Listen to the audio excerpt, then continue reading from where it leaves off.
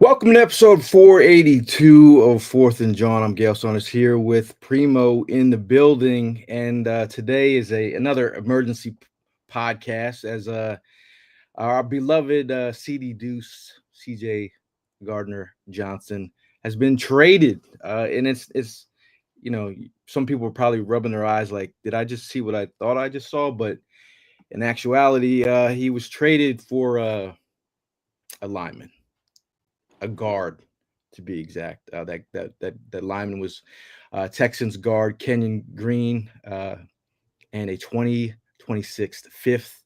We traded CD Deuce for a 2026 and a sixth round pick in 2026 to the Texans. Some people are thinking it's probably confusing.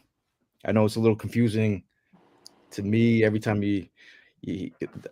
everyone knows that I've been a big fan of CD Deuce ever since he was in Florida, and then the fact that we got him, I loved it. And then they traded him, I was like, and then we got him back. We won a Super Bowl, and here we are again. He's gone. Did CD Deuce want a new deal? I'm not sure. That could be a reason. I don't know. We're all trying to figure it out on the fly. No, Primo, I know you're at work right now. This is an emergency pod, so it stands for emergency action. So how are you feeling?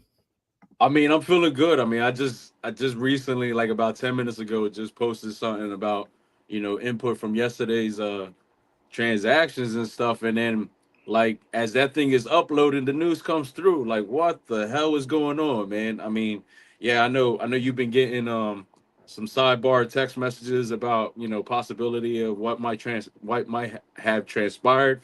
Look, at the end of the day, it's just still hard to accept because this is the quarterback of the defense. And we talked about this. And we just got finished winning the bowl, man. But I just was not expecting this one. This one's coming out of left field, bro. And for the guard that we're talking about, I know before we even hopped on, you threw a little hit in there that this dude, was sitting on the bench for the Texans last year. So it's just like, yo, help me to understand. I mean, look, in Howie I trust, but damn, please help me to understand this one. This one's one to go ahead and hard to accept, bro. Now the thing is, like, if we've been following any of the moves, obviously you see the Cam Jurgens, the Jalen Carter youth movement. Fletcher Cox is out the door. Jason Kelsey's out the door. If they're gonna follow into this youth movement, obviously the comp pick game is also part of this. But you think about all the players that are behind said, players like CD Deuce. I started to think about it. Guys, obviously, the Eagles are picking all the players that I put up there for draft season. They just got DTR, by the way. That was another one of my guys from. And then the other guy that I've mentioned that kind of plays into this factor is Sidney Brown. Do the Eagles feel like Sidney Brown has been marinating long enough for them to go ahead and give him that opportunity to play? Now, I'm not saying Sidney Brown is Chauncey by any means, but the idea of the youth movement, is it for real, for real, for real? Because by this move, this is also mean that them bringing in a guard, Kenyon Green, is also said, always check the pre-draft visits because the Eagles do their homework. And if you look at those lists and go back years prior, you see the guys that they're interested. Who was on that? Who got a top 30 or a visit with the Eagles? Kenyon Green. So they've been on Kenyon Green for a minute. So maybe they love the prospect and what he could be as a versatile lineman with the Eagles. But shout out to Tim. Tim's at work too, man. Yes, Talking sir. about got his working glasses on. How you feeling right now? Uh, man, I'm a little like sad to see CJ DJ go, but I understand the process. And then we trust. We've been talking about this for the past 2 or 3 days about how we trust. Man, how do you guys feel, man? CJ DJ out the door. That was a dog. That was the heart and soul of our team. That's what I just got finished saying, man. The quarterback of the defense. Yeah. Gail, you talk about youth, like bro. I know I've been kind of like thinking about that as well. Again, you know, I mean, mentioning about all the transactions that happened yesterday and the reasoning why, you know, how he decided to go ahead and, you know, let these guys just go. You know, it's because of the youth. You know, the Georgia Bulldogs are still young, you know, and then you got, you know, like you said, what's his name? Is it his time to go ahead and step up in the safety position? You know, we question the hamstring injury. Sidney Brown, you know, he's a City. beast and he puts a licking on people. Right. Um, but you know, is that going to be enough to go ahead and consider him a starter? Like that's just the thing. I don't know. You know, we Right. still have the rest of today. I mean, damn, I wasn't expecting this thing at the 11 a.m. You know, what I mean, for this news to drop. But we do have the rest of today. We got tomorrow. You know, and we see what happens. I, I will point this off though. I don't remember. I don't technically remember his name, but we did sign the safety from the Georgia, and then he ended up Seen. Listen, seen from Virginia, from the Vikings. I'm sorry, from the Vikings. Vikings. So he might. Hey, the young movement, they're going to get their turn. They're going to be able to step up because this is what happens when you put a lot of money on the offense. Your defense is going to be lacking when it comes to money terms. And the youth movement, man. Damn, CJ, DJ, good Lord. It's funny because my girl was like, "Oh, you want to take a walk in the park?" I said, "What time?" I was like, "Something's about to happen." Like I don't know if I'm ready to like this news is flying, and I didn't expect this news first thing, but I was expecting news today. But it's tough, man, because it's these are guys that like I can honestly say that Chauncey is somebody who I've been on since he's been in college, man. So the fact Yeah, that the way that it happened, we got him, and then we lost him, and we got him back. It really does sting because I do feel like as much as we want the perfect role model, like like football player in the locker room who does everything, says everything, he wears his heart on his sleeve, and I feel like his heart was is he's passionate and right. he does what he Yeah. does, and but he does bring that energy to the field, and I feel like You talk about passionate. I got a passionate fan back here behind me, a coworker. As soon as the news dropped, people are knocking on my door right now. All right. What's it do? What's Yeah. up, fellas? Yeah, what's up? the stardom is kicking in, you know what I mean? Happy Like birthday. Yeah, I just wanted to give a shout out to y'all. Continue on the show. I'm watching. I'm tuned in. Hey, we appreciate you. but that's what I love. You know what I mean? Like the fact that everybody out here on the floor, they know how I'm feeling right now, and yeah, they're just coming to check on my mentals just to make sure I'm good. But hey, look, man, this is part of the business. You know, something must be cooking. Money to be moved around, and yeah, it's still wild. And then I'm pretty sure some stuff is going to come out later. How serious was this situation between him and Slay? You know, Yeah, is there a possibility of Slay maybe coming back? Because I just found out a couple minutes ago that contract is still not even valid for him to go to Pittsburgh. So it's like, yo, right. what's up? Yo, you know what's crazy though? Did you see Jennifer Slay's handle? No. So she shout out to Jennifer Slay. She had her Jennifer Slay with a yellow and black heart. Okay. So I'm like, yeah, and Primo, you're absolutely right. He's still in the contract with the Eagles. He has not been officially released. So he might be getting traded to Pittsburgh. He might be coming back. It's Howie, man. Howie's gonna turn every rock to make sure he gets what he wants. Now, Sean says 4 teams in 4 years. Maybe it's a him problem. I mean, that's Uh, because I always do look at like if someone keeps moving around, it's like why. And then we talked about him being at the age he was. Why has no one signed him long term, like and given him? right. And again, I'm not gonna say some of the things that I've heard that like I just stuff that you hear all the time. Like I'm not gonna just say that just to say it, for some click stuff. But I don't know if that holds weight to why these things are going on. It's just rare that you find a guy with his energy and juice. I call him he's a juice guy. Like there's players that you play with and you're when you play football and the guys that you look to, and it's not a like I gotta say a dissertation about who I am as a player. He can look at you some certain way and know it's go time. You look at CD and it's go time. Yeah, He's let's go murder someone on this football field, and like I just feel like he brings that energy. And how do you replace that? And obviously, it's a guy that I, kind of think if because I last year I was thinking, at what point do the Eagles look at Sidney Brown and be like, okay, this guy is ready to? I mean, we had him out there as a rookie, and we were playing him in the slot at certain points, which didn't make any yeah. sense. He was out of Right. position. Do they feel like Sidney Brown is ready? Uh, and do they feel Keely Ringo is ready? We could say this for all. Do they feel Mora Ojomo is ready? Like we could keep saying this about a lot of positions. So that I feel like that's where we are as a fan base right now. Kind of like wondering, wondering. Well, you know what's interesting to me is we're getting a starting guard, and needless to say that the Texans' O line was well, they were horrible, but it goes to show, man, we're getting starting quality players coming back, and on top of that, they must see something in these young guys. And that's when I mean like depth pieces and like listening, and especially Eagle fans, listen. I see y'all on Twitter. Y'all go crazy.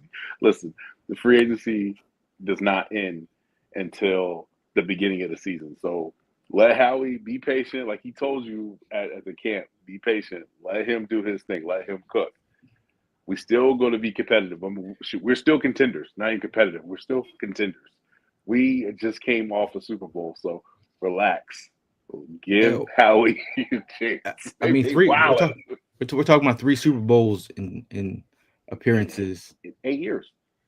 I mean, you just have to like fall back and let the man work. That's it. Just let them go to work, man. I mean, this is what we had to prepare ourselves. Let's go back to a few years back. We were questioning what Howie was doing.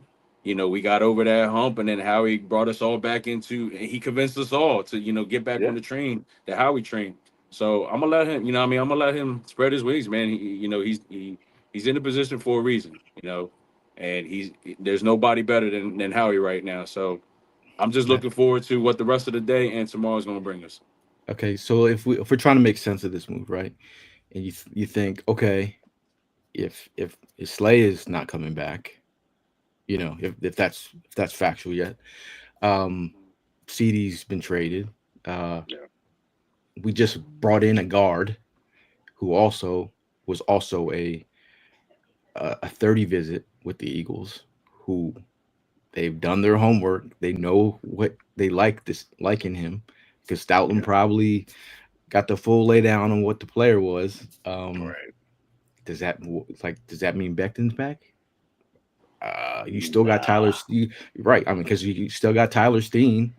If you've seen all the guards getting paid out there, I say all this to say this. You know, what is Howie saving this money for? Is it I got the for answer. yeah? Well, that's what I'm saying. Like, is there a next move? And it just speaks to what Jordan is saying. What's up, guys? You think this is set up for a bigger move? I don't know what else could be.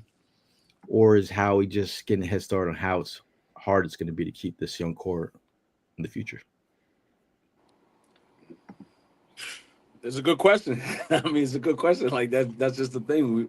We're all sitting here just wondering, like, what is going to make sense out of all this, man. You know, three guys just. I'm pretty sure all three of us had different opinions about what really might have transpired for this trade to happen. But we just got to be patient and sit here and wait till I guess it makes sense. Tim, It's you just have a crazy. guesstimation? You said I you do said have you a had an answer. guesstimation. I think it's going to be Trey Henderson. I think he's coming to Philadelphia. Trey I Hendrickson. Trey Henderson from the Cincinnati Bengals. I believe that he's probably going to be the one, because just look at all the moves, follow the money. You get rid of Kenny P's Kenny Pickett's contract. That's like what for the next 2 years, like with $4 million, that's off the books. Now you just got rid of CJ DJ. That's like what, $6 to $4 million off the books. Like now they're up to what, 30 something million.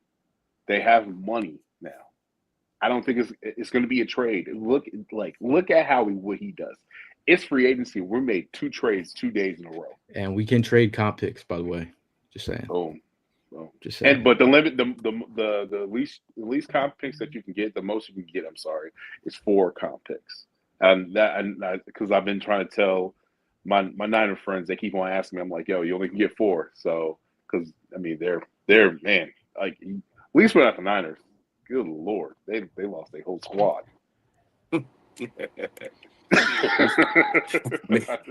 You know where I'm gonna go with it, but I'm gonna be nice. I'm gonna be nice. I know. Well, yeah, let's be nice. Yeah, I mean, if they followed up with a Hendrickson or another move we might have talked about, other potential edge rushers, because right now, because you look at the edge position, it's Jalix Hunt, we got Huff, we got Nolan Smith, and these are young talents. Except for I'm not gonna Huff. I don't know what's going on with Huff, but I'm saying the other guys that we have are in the mix. Now Brian guy says Brown plays so reckless out there, that's why he gets injured. So I mean, he looks like he flies around with a reckless abandon, and I think kind of type of dude that'll knock himself out. That he's been playing like that his whole career. I think he's got to slow down and see things and not take people's heads off as much. But I think he's been marinating. Like my whole, if you go back and watch your draft stuff, the reason why I said Sidney Brown, you let him marinate on special teams, and then for a couple years, and then let him loose. And here we are in that. I also don't want to skip over Tristan McCollum. He played over Sidney Brown. Tristan is also still at 6'3", 6'4", safety. And he was, when Big was it Sidney? Who went down in one game and he went over Sidney? Tristan. Was it no? Who went down? Was it CJ DJ or was it Blankenship? Maybe Blankenship. Yeah, it might have been Blankenship went down with an injury, or probably when CJ DJ got kicked out of the game. But McCollum was the starter. Yeah, you know what I mean. So I still think he's recovering from injury though. Like I still, that injury that Sidney Brown had. It's a tough injury to rebound from. Yeah, the next year.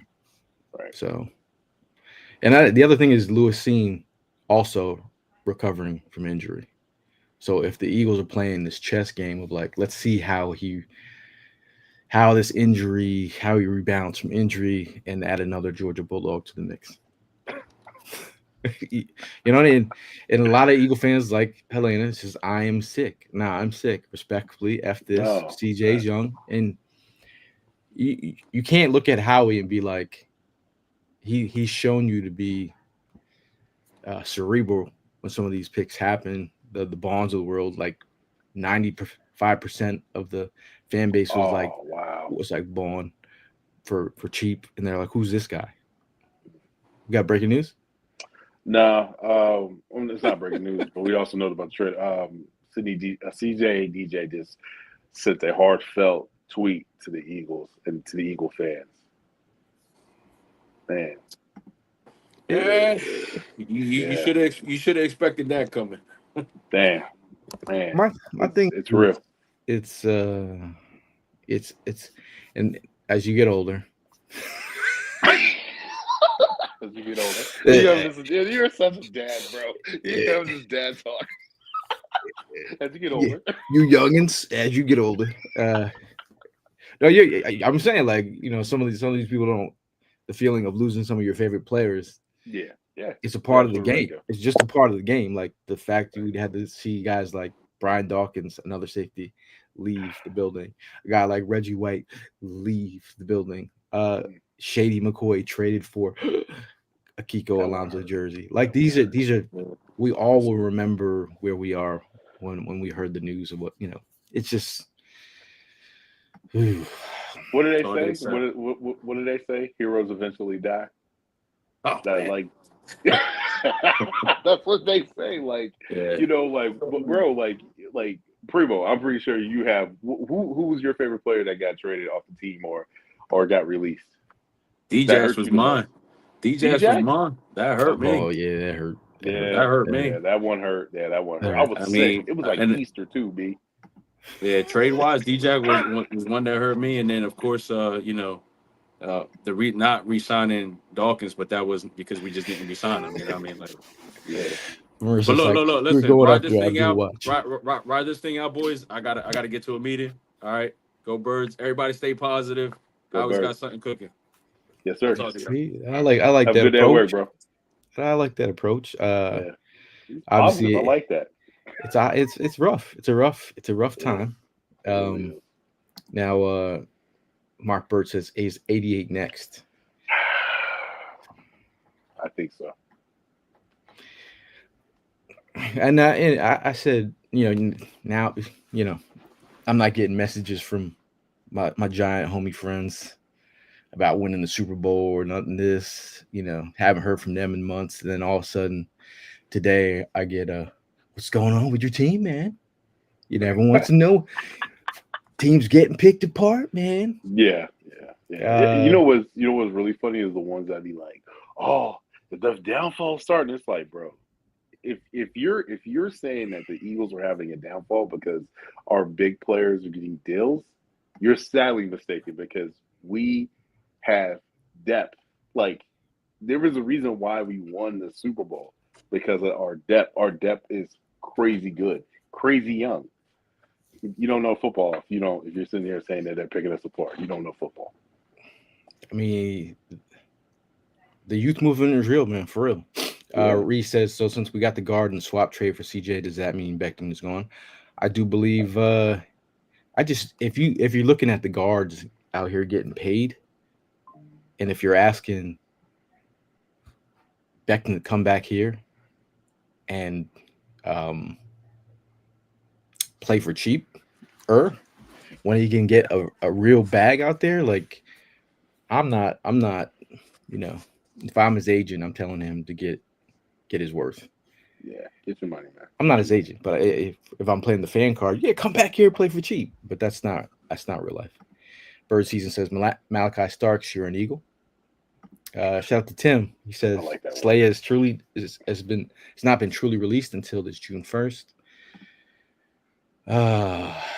Jay says, first and foremost, good morning, gentlemen. Morning. She says, secondly, I know it's always in how we trust, but this CJ-GJ trade is not sitting well with my spirit. I think he was a lot of people's spirit animals.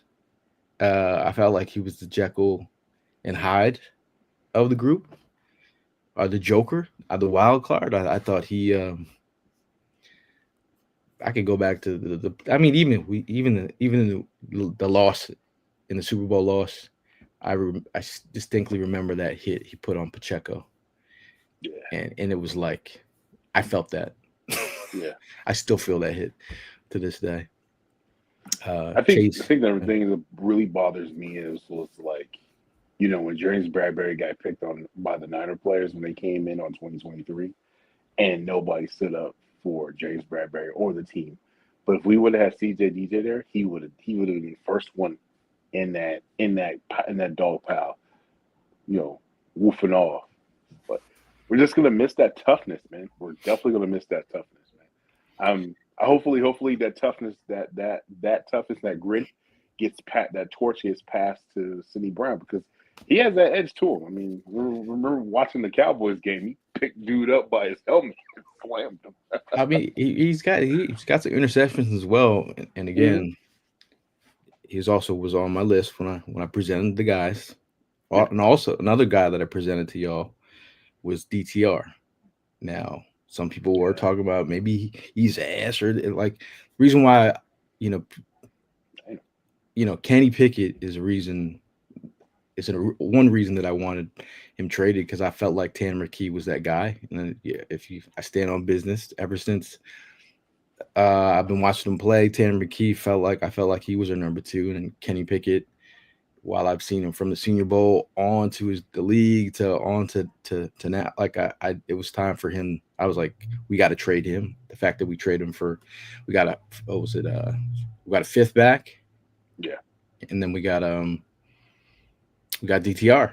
I mean, he and the reason why I wanted DTR in the first place as is part of the skill set that he does, the rushing ability, the the QB runs. You don't have to change much of the playbook. He can run some of those things. There's parts of his game that we're calling him developmental quarterback. So I feel like it's a solid move. Yeah, It's a solid move for us. He has solid quarterback awareness in the pocket. As soon as he feels that pocket closing, he'll take off. He has Jalen Hurts traits. You know what I mean? So I think it was a good trade. Kenny Pickett, you won a ring here. What's your favorite team? You grew up being an Eagles fan.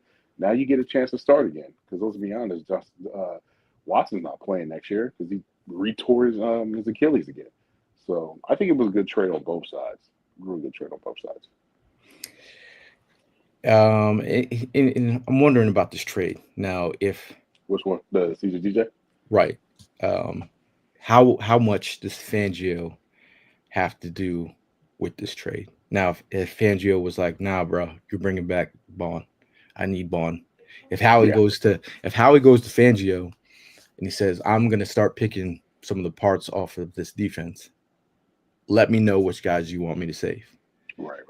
If Fangio, if we feel like he has a grip on this defensive unit, like I think he does, you can't just tell an old man, I'm gonna take your coffee mug like you just used to things. When someone tries to take something away from you, you're like, no, that belongs to me. Like, did he not feel a certain way about CD that he was like, okay, I could work with someone else? We don't know the conversation. I'm just asking. Right. Yeah.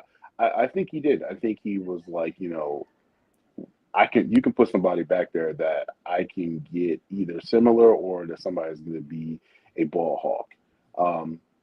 And I think how he has been changing his ways this offseason and last offseason, I can definitely see the Eagles taking a good safety in the draft, a high draft, prospect in the draft. I can definitely see that because Howie has been doing different things, bro. I mean, even the safety from South Carolina. Yeah, I can see it, bro. I mean, like athletic safety, we don't really draft safeties in the first round. Do we move back a little bit? Still get a safety, we'll see. Nick, what is it? Nick Anuari or something like I can't pronounce the last name yet. Yeah, I can't. Still working on the pronunciations. It's not full draft season. It's free agency season right now. But Matthew asked, how concerned are you guys with so many defensive players gone since yesterday? I just think team chemistry is one thing that I'm worried about. I think the one that really hurts, like I said, the most to me is probably the Isaiah Rodgers, the Alton Burks. I was kind of like, dang, he signed a 2-year, $5 million deal. Y'all couldn't match that? Are you kidding me? Because we don't know when Kobe is going to be back. I didn't understand that one, but I just think that the young movement, they have a lot of confidence in Trotter Jr. So he has to be the next guy that steps up. And Venom Summerlin. I mean, I don't know how that's going to work with him. I mean, he's still getting off the ACL tear. So it's just, I think it's the young guys. They have to step up. Well, I mean, you can't say all that without saying Trotter Jr. Yeah. So, I mean, Ray says maybe beer can't hit Howie in the head to make this dumb trade. Shout out to Darlene. She says, y'all, chill. Howie knows what he's doing. Love CJ. He was not the sole reason why we had a great defense. You're absolutely right. The sole reason why we had a great defense is because my son, Zach Bond, and he's back. Right. It's a you know what I mean? Son. You know what I mean? She did hit it. Daddy, chill. But I'm saying about like it's a group project, man. It's a Right. group project. Yeah, most Now definitely. Dave says, I love CJ GJ, but if we can't trust Howie at this point, we never will. Maybe Maury was right. Hmm? Bro, we've been in the Super Bowl for 3 years. What, 3 times in 8 years, bro? No, I'm Yo, saying I'm saying he's saying, he's saying you got to trust him at this point. Oh, okay. I was like, hold on, what? Now Ryan says, you think we bring in a vet safety like Justin Reed? Ooh, that'd be a nice one. Yeah, But that's a hey, lot of you money. got the Chiefs stank on him. Yeah, If we're that's a going with lot the of younger money. movement, also someone mentioned Justin Simmons in the comments. My thing is, it's cool to like pick up free agents, and it's cool to have a lot of money. Doesn't Yeah. mean you sign players. I'm saying, like, it's you can piecemeal this thing together. I mean, like when people are like, "Oh, you don't have enough money for Oren Burks, 2 years at $5 million," they signed Bond for 3.5. Wasn't it 3.5 last year? 1 year, Yeah, 3.5. yeah, yeah. 1 year for 3.5, and then last year Burke signed for a 1 year, 1.2, 1.3. So if he can find himself a piece, I'm not gonna say this is gonna be easy because he landed free agency and he landed on the draft, Right. and we're back here again. Now with the moves that happened yesterday, was it we have a third, a fourth, and a fifth comp pick in a Six, sixth. too. Yeah. So if you're following the numbers, if the Eagles do sign another high price free agent, that will subtract from Yeah. the comp pick game. Yeah. That's probably, like I said, Howie's definitely going to be doing the you know shopping at the for the bargain, and going to what is it, like the thrift stores. He's gonna try to get the bargains the best as he can. But yeah, man, this is crazy. But I gotta go. I gotta get back to work. But I had to jump on real quick because I can't let the squad down. I know you can hold it down though by yourself because I you mean, are I'm the gonna try, amazing man. Gal Saunders. No, no, man.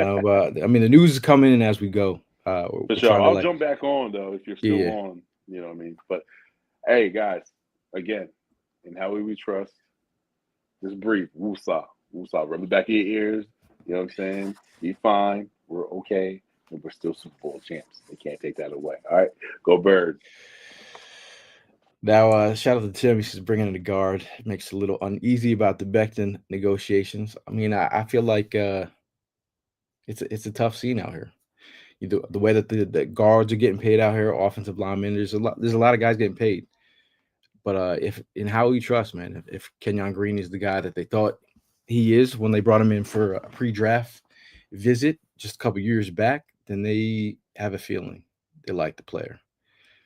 Um, Ray says, could be how are we trying to fix the cap issues for long term with the young players?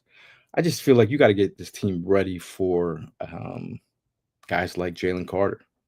Jalen Jalen Carter is going to affect the cap in a big way. You're gonna have to make him the highest paid defensive lineman out there, close to. We already know that Miles Garrett is getting 40 mil. So just if the math ain't mathing. Dave says someone said Howie hasn't been the same since the beer can incident. Yeah. Hey man, he's a two-time Super Bowl champ. He's out here. He's out here doing this thing. Now, Carissa says, do we have thoughts about Hargrave being cut for the 49ers? Do we want him coming back?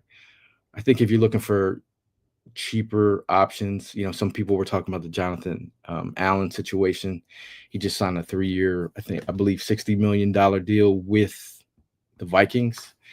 So, you know, if this is gonna be the Moro Ojomo show, I'm with it with the way the draft is set up. Now, if the first and second rounds where we're picking at, perfect opportunity if we move back a little bit, or if we stay put, we can get some defensive line help. It's a great draft for defensive linemen. So if you want depth, this is a great draft to do it.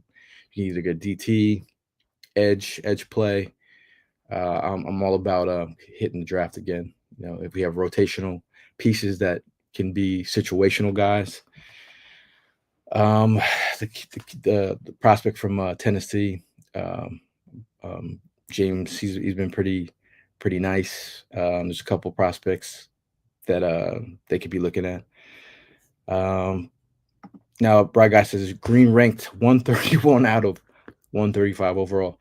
He had 23 games started, and he got benched. That's the one part where that part.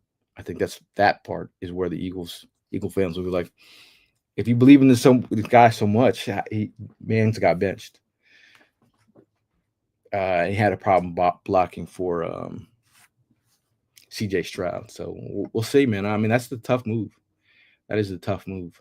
If you're talking about moves, though, Helena says if this move I can think of is Bengals Hendrickson, that would move the needle. I think a guy who's got 35 sacks in the last 2 years, that would move the needle. So we'll see. Yeah, I mean, Kenyon Green was a top pick in the first round. Not a top pick, but he was a first round draft pick. Shout out to Todd. Todd says it's going to be 40 million. It's going to be 40 million, 40 plus. Cozy's a little upset at the moment. Yeah, I mean, of course it's upsetting, man. It's definitely upsetting the fact that you lose a player that's heart and soul. One of the players that's heart and soul your defense. You know, like I said, like when you're watching the games and not you're in the stadium, you get to see his effect on the crowd. Like Chauncey would be doing stuff in between the commercials, getting the crowd hype. He just had a level of like didn't give a fuck, and I appreciate that. Cozy says, "What y'all see what Slade just retweeted? What did Slade just retweet? What did Slade just retweet? Is the question." See, I'm doing this live, man. I'm gonna check what Slade retweeted so we can figure this out. What Slade retweeted? Why don't you tell me what Slade retweeted?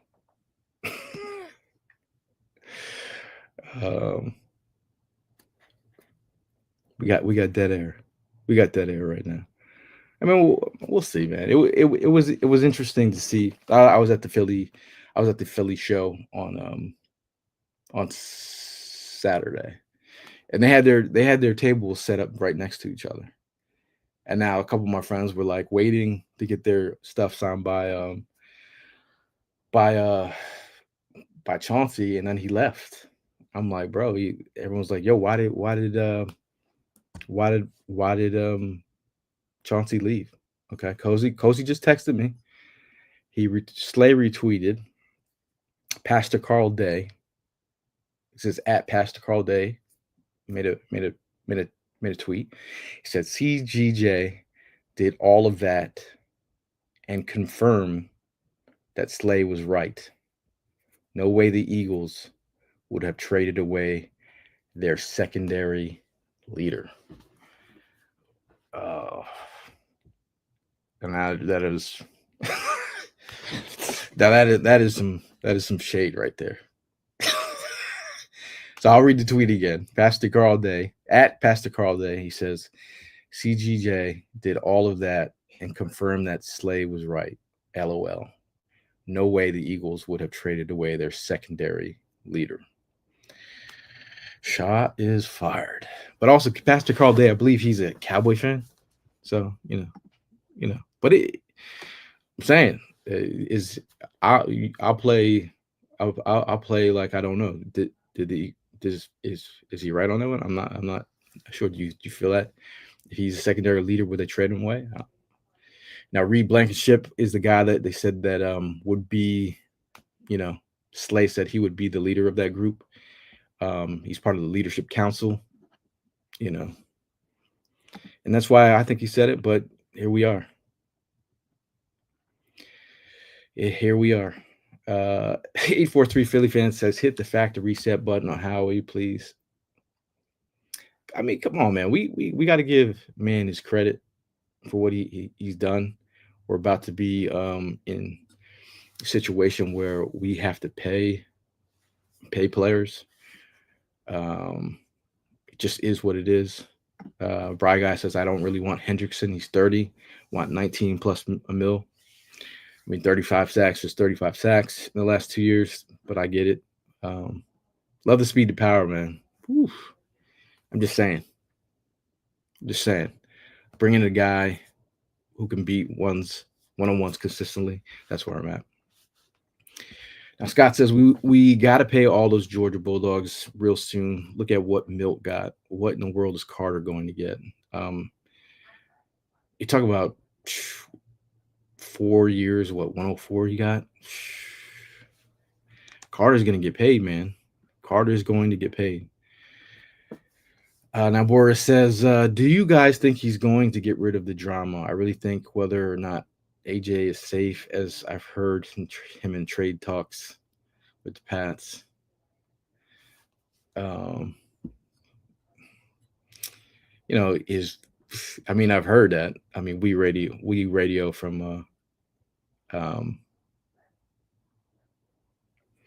in Boston was saying that, obviously the Patriots are bringing players that played with the Titans. They just got Harold Landry as well. Now, shout out to Tim Armstrong. He just sent me the post that CJGJ just posted. He said, thank you, Philly. You've been more than a city to me. You've been a home from the moment I stepped onto Lincoln Financial. I knew I'd found a place where passion isn't just celebrated, it's demanded. And I gave everything, every snap, every hit, every ounce in my bones. Love the comma usage too. Good writer. This decision wasn't mine, but I walk away proud of what we built together, becoming a 2-time NFC champion and Super Bowl champion. The forced fumbles and game-sealing interceptions, those moments belong to us. He taught me that greatness isn't just about highlights. It's about clawing back harder and fiercer, just like this city does every day. To my teammates, brothers, we bleed, cursed, and laughed through it all. To all the coaches in the front office, thank you for trusting a kid from Florida with a chip on his shoulder to lead this defense. And to Philly faithful, you're unmatched. You embraced my edge and fire for this game, even when I got too hot. Philly, you helped me carve my name into this league, but this isn't a goodbye. It's a thank you. Forever number 8 in your corner, CJGJ. I mean, I gonna make me you gonna make me get emotional out here. I mean, that is a message that, bro, man. It's tough to see a guy like that go, man. But it just is what it is, man. It's tough. I mean, he comes in and he comes out. We thought he was here. I mean, the fact that Gilly was out there helping him get a new house. So if the fact that he bought a house out here, he had every reason to think that he was going to be here. You don't just go buy a house. I think he had. They did a video. I think it's online somewhere. Gilly was helping him house shop, and he picked out a house, man. Nice house. So I'm wonder what it is right now. Now, Mr. Cross says Lane Johnson with the eyeballs and says Howie season. See, we've heard something. We can't say it, but we've heard something. I'm just saying, we've heard something. Can't say it. If that happened, if Lane Johnson knows something, let us know. Call me, Lane. So Rack Shack, he says, "What's up, guys? I get moving away from Sweat Williams. Burks and Rogers are questionable, but CJGJ. If it was, I don't know how true this is, but if it is that anytime you look around the locker room and you see other guys are getting paid, you might want to raise too. Did he want more money? I'm not sure, but if that was in play, I'm not sure. You know, it's very interesting. Shout out to Tony, says trying to stay calm, but damn, um, it's tough out here, man. Um, Brackcheck says I don't want to overact, but this is 22, 23 all over again, North Korea mode. It's just it's tough to see the team chemistry. I'm not gonna say be torn apart because it's part of the business. It's the nature of the business. It's probably part of the business that I don't think fans pay attention to as much as for fans. We're like, oh, we're rooting for my team. Don't take away my players. But from a front office perspective, I think they're always looking at the numbers. Now, if you always go back to just look at the cap, go to Spot Track, Spo Track, whatever however you pronounce it. Look at that. Look at the money. Look at the guaranteed money. Look at the highest cap hit, and then you do the mental gymnastics to see if that said player with that high cap hit should be here and has done enough to stay here. That's where we're at. Um, I'm way behind. I'm way behind everybody on the comments. Now, if any of you guys want to jump on, if anybody wants to jump on the show, wants to talk about what's going on, what transpired today, hit me up. I will send you a link to the show. This is your opportunity to jump on. Anyone? Tim Armstrong? Anyone? We'll see. Obviously, want to give a shout out to everyone in the comments. And a lot of people are just my text messages are flooded. These are some of the text messages I got in the last 10 minutes. What is Howie's plan here? LOL. Man, that last trade just blindsided me. CJ gone. I got a bro. ... I got what the F is Howie doing? I got CJ gone. Question mark. I got what WTF CJ GJ. I got SMH. I got a WTF question mark. And that's just that. I got a sick. This one's from Elena. Gail, my brother. I'm sick. Yeah. So I think in terms of just being you just gotta like embrace the impact. It's not like this thing is this stick is shimping. This ship is sinking, but we're just losing parts. Okay. That's all I'm saying. That is all I'm saying. Now we are bringing in we got Mr. Armstrong, who was wanting to jump on and talk his mind right now. It's obviously it's a moment to reflect on the Super Bowl season. See, we don't have any of these hats without a Chauncey. We don't have any of these hats without the rookies at corner or a Saquon. We don't have one of these patches without Howie Roseman. Mark says it's a businessman. It's definitely a businessman.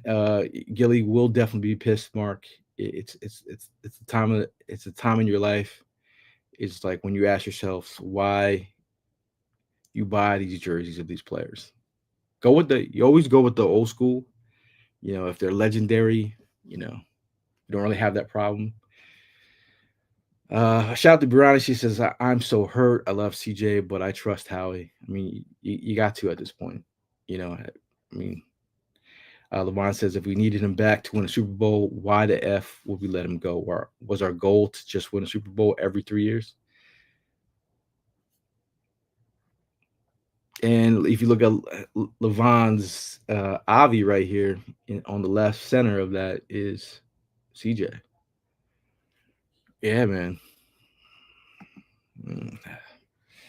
My thing is if they have a plan in place, it's hard to see the team get younger. I can remember when Sean Considine was our safety. Who else? When we when we moved off some of our legends, I remember having guys like sconces and then finally getting a real corner and Slay. I mean, it's a lot, man. It's a lot. Some people might say losing a lot of these pieces all at the same time is a lot, and I'm not saying that it's not. I'm just saying that people don't realize. I mean, people do realize what we lost. It's just a matter of like we have yet to see what this team in 2025 looks like. Now, Dave says, trust his man. We all love CJGJ, which tells me there's absolutely a plan here. There's absolutely a plan here. Speaking of plan, shout out to Tim. He says he might have a plan on what's going on here. So, I mean, Tim, I mean, how are you feeling? I mean, you got your Janet Jackson headset on, Rhythm Nation. How you feeling, brother? I mean, are you confused? Shocked. Can you hear me all right? Yeah. All right. Shocked. Definitely caught me off guard. My phone started blowing up. I was in the middle of a meeting and my phone, just the same as yours, started going crazy. And the first thing is I've already voiced my opinion that I wanted to sign Becton. I was hoping we would get him back. Now, with all of these moves, not sure if it's going to happen, but to lose, well, not lose him, but are you happy with what we got in return? See, I mean, the fact that I'm trying to study up on Kenyon Green. Then my first move when we got Kenyon Green was, and I really didn't, I want Kenyon Green pre-draft visits Eagles is what I looked up because I know how the Eagles work, and sure as hell, Kenyon Green was on that list, and it's the kind of thing where then I started to think when I go back to the Becton piece is I'm like, this is what the conversation I had with, I forget, someone yesterday. I said, okay, if this is the mindset of Howie, he's looking for a potential draft. I mean, he's looking for a potential prospect, player who is on a rookie deal that makes sense for the cap and also fits the position. That's where he's going. So, and like you said, Stoutland knows what he's doing. I guarantee Stoutland had a lot of input with this, with this decision as far as who they were bringing in. But when I shot you that text for that post by Gardner-Johnson, this didn't just happen in the last hour. You know what I mean? To have that edit and to have that teed up, that I feel like this conversation, I think, has been going on a little longer than we'd like to believe. Because I mean, the way that he was using those commas, I'm like, I was like, he had someone help him with that. This wasn't just thrown together. But I mean, it was heartfelt, It was real. I thought I loved it. I'm just from an outside perspective, like the initial tweet that he sent out said like "Love you, Philly," and I was like, oh, okay, maybe a surprise. And then I refreshed, and you got the edit with the art and everything in there. I was like, okay, this didn't just happen in the last hour. There was some thought put into this, and it was very heartfelt. I appreciate it. But at the same point, they're going young. If you look at this from a positive point of view, ton of cap space now, made more room for a big push for somebody. I heard Tim's thoughts earlier, Kincaid's thoughts on where we could go. We're going to a core young group, and then the picks are insane. The amount of picks that we're going to be collecting that Howie will be able to play with once we come to the draft point. I mean, AJ Brown was traded for on draft day. Like there's moves out there to be made. This doesn't just stop today because free agency, just opened up. But there's a lot of time between now and the start of the season. Yeah, a lot of moving parts. DMJ says, I'm curious to getting Gardner's trade was not to only have insurance if Becton leaves, but also if Cam Jurgens might have any setbacks from his back surgery. In that case, Dickerson could hold down the center spot. I mean, you think about the pieces that it might be moving. The Fred Johnsons in the world. You know, if they're looking for backup linemen. I mean, the key thing about Kenyon Green was coming out of you know coming out of the draft season. It was his versatility that people spoke of. So they figure they have another versatile lineman. He got drafted in the first round. You know what I mean? And then Mekhi Becton was labeled a bust for the most part. And look what he came in and did. You never know until a player is put in the right position of what they can truly do. There's a lot of options. So I'm not happy at all. Shocked because GJ was definitely part of the motor that kept this defense running. It's going to be a big spot to fill. And to your point earlier, who's going to step up? I mean, I saw people in the chat saying, does Quinyon step up? Does he make a leap as in his sophomore year as being that guy? Because he's got his swag, he's got a little attitude on the field. Does he turn into that motor that drives the defense? There's a lot of things that are going to this move is going to force to happen next season. Now, Superboys Entertainment says, I have to assume Howie's drafting a safety with that first pick. Now, I don't know, Tim, did you get to see that safety out of South Carolina? I did. I'm going to butcher his last name. I'm not even going to try. Inuari.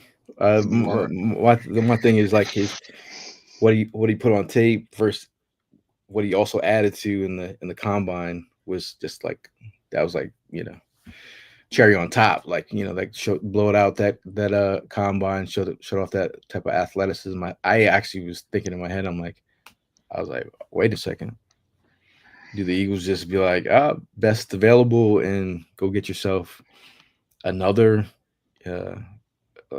He's a pretty big safety, 6'3" or something like that. He's a big boy. He's not small. Yeah, so we'll see. They were saying during the combine or about when he went to South Carolina about actually wanting him to put his hand in the ground. Like that was a conversation. That's how big he is. You know what I mean? To be a down like that's how much of a freak athlete he is, just from a tangible standpoint. Like he's just a monster. To say, hey, we might want you to put your hand in the ground because you're fit this mold. That's to have that type of build at safety is him or the DB from Kentucky. He showed out. He made a name for himself. That I know that didn't you like him going into the combine? Who, Nick? Yeah. What was his last name? Because of an H, doesn't it? DB out of Kentucky went crazy at the combine. Oh, Hairston. Yeah. He went nuts. Yeah. I mean, there's another kid, Jacob Parrish, out of Kansas State, who I'm also looking as potentially to play. Could he be the next? I don't know. Like if you're thinking about day 3 selection of like, I'm not saying you talking about bringing another cornerback to groom that could potentially play slot if they do figure out that they want to have this man Cooper DeJean play outside. And I'm okay with that too. So, my thing is about staying young, staying cheap, and then you have an offense that you paid handsomely for. You're talking about $32 million for AJ Brown. You're talking about $25 million for Devontae Smith, talking about the contracts you have in place for Lane Johnson, Lander Dickerson, Jordan Mailata, Cam Jurgens got to get re-upped. And, when everyone's talking about paying Becton again, as much as I'd love to have Becton back here, and I love the feel-good story of the tears and him sitting on the field with his kids and like having a moment, you're like, how much is that worth of a discount? Again, I'm not trying to take money out of his pocket, but the fact that if you could get him back here, he just wants to win. Yeah. But the moves like today are the things that, like, for us, for Howie to have draft picks, that's how he was able to move up and get Cooper DeJean. Like, these are the pieces that slide to make other things tangible. So with these picks that he keeps accumulating, that just assists on draft day and all the days in between, because you're not moving up. Like, 5 slots doesn't seem like a lot in the draft, but when it comes to these teams, they want compensation. So for you to have an additional fifth or an additional sixth to be able to slide that around and move up to somebody that you're targeting, that's a big piece. Shout out to Chase. He says, when are the draft podcasts starting? I depend on y'all for so much draft season. I appreciate that. The draft podcast will be starting soon. We're getting in. This is free agency period. Once you figure out where they are going in free agency, it will still give her a better idea of where they're going to go in the draft. I think essentially in a tight end heavy draft class, one of the main reasons that I went to the Senior Bowl was to look at the tight ends. And I was sitting, making sure I could figure out who those prospects were going to be. You're talking about Harold Fannin Jr. His head coach is now the QB coach in Philadelphia. I looked at Mason Taylor. Jason Taylor his father was on the plane ride over with me from Pensacola. I was like, what is he doing here? I'm like, oh yeah, his son's the tight end. Okay. LSU, yeah. And then Elijah Arroyo out of Miami, tight end who dealt with injuries, had 1 year of production, but he was supposed to be that guy to leave in 3, but ended up dealing with multiple injuries. So if you're looking where the draft is set up, perfect opportunity to get yourself a tight end in round 2. The way that the draft is set up with defensive linemen, D tackles, edges, this is a perfect opportunity. You don't think the Eagles are ahead of the curve in these things? They know the strength of the draft. Do you remember in recent years? Now, this is all projection. You don't know how people are going to pan out. I don't remember there being this deep of a tight end class in a single draft in a long time. It's been a I'm minute. thinking like Greg Olson. Then there's a ton that came out that year. There was like Greg Olson and not Kellen Winslow. There was a bunch that came, but it's been a while. It's been a while since it's been this deep. And you could have a starting tight end day 3. And it's funny because we're here years later. You can go check the receipts. You could ask the homies on the show. You can ask them who I told that would be the guy for the Eagles, and it was Dallas Goedert when he was coming out of South Dakota, and then was like, the kid from South Dakota, named after Dallas. Dallas. I said, we have Zach Ertz coming down the end of his career. You have to find the next, and we are here with Dallas Goedert. And before the season started, what did we say? That this could potentially be Dallas Goedert's last year. Yeah, he's on contract. But if you go look at the math, look at the cap hit, and look who has no guaranteed money, it's always Howie's victim to, or you take less or you get traded away. And then, like you said, they do their homework. They know who's in the draft. Like, this has all been thought through. It's Howie's season. Like, my thing is, there's been times that he hasn't drafted correctly, the Jalen Reagors of the world. Mm-hmm. And when I was on the Jalen Reagor pick, but I did have Justin Jefferson higher. But again, I'm in line with kind of what they're trying to do. So it's we're here with a lot of pieces. I mean, the stuff that we heard, that's really effing with me right now. Not the stuff that.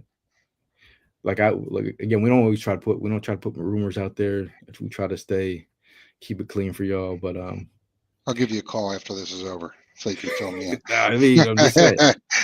But it does speak to the sense of the idea of like what I was just saying. If the Eagles are looking at draft picks, not draft picks, prospects on rookie deals, coming into the maybe 1 or 2 years left on their deal, someone they liked, that look at that damn 30 visit. If there's some guys on there that like they were sniffing on, and now they're potentially available, and they're prospects that are either teams that are not re-upping on, and they make sense. Look there. Yeah, do you feel it's going to be a situation where they possibly are communicating with people and they just want to see if they're okay with a 1-year deal? Like to your point in previous shows, where this could be the location where players want to come win or do their prove it year to either make their money or make their bag. I mean, this is a perfect place to do that. Like, come here for 2 years, come here for a year. You're going to make your money. Like, you're talking about being seen. You know, everybody watched Eagles games last year. I don't know people who watch Texans games unless you play fantasy football. It's just a part of the beast. Look at the coaches that are coming here. We're getting all the top draft folks. We're grabbing head coaches out of college to come be our QB coaches. That should say something. You know what I mean? Because not that that's a down. That's not to put you down. But when you're the head coach at Toledo, was it Toledo? Mm-hmm. Yeah. And you could probably look at other jobs as a head coach. But when you know that you're coming to a successful organization, that you're going to come for, I don't want to say a lesser role because you're moving up to the NFL, but to come up to a role where you're using it as a stepping stone. You're coming to an organization that's going in the right direction, that's trending in the right direction. Now, some, other, if you check the receipts again, I was always big on Brandon Hunt from the Steelers. And everyone's like, who the hell is Brandon Hunt? He was an executive with the Steelers, and the way that the Eagles were selecting wide receivers at a clip where they were missing. The Steelers know how to bring in wide receivers or draft wide receivers. They brought him into the mix, and he's with the Eagles. He's been with the Eagles for the last couple of years, and I feel like he's been a great piece in addition to bringing in I feel like talent, because they were wide receiver position with Devontae Smith and AJ Brown, just bringing in those guys that make sense. It's a beautiful thing, always a beautiful thing.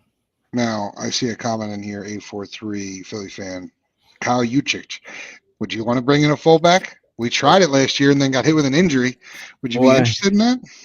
Not an expensive fullback.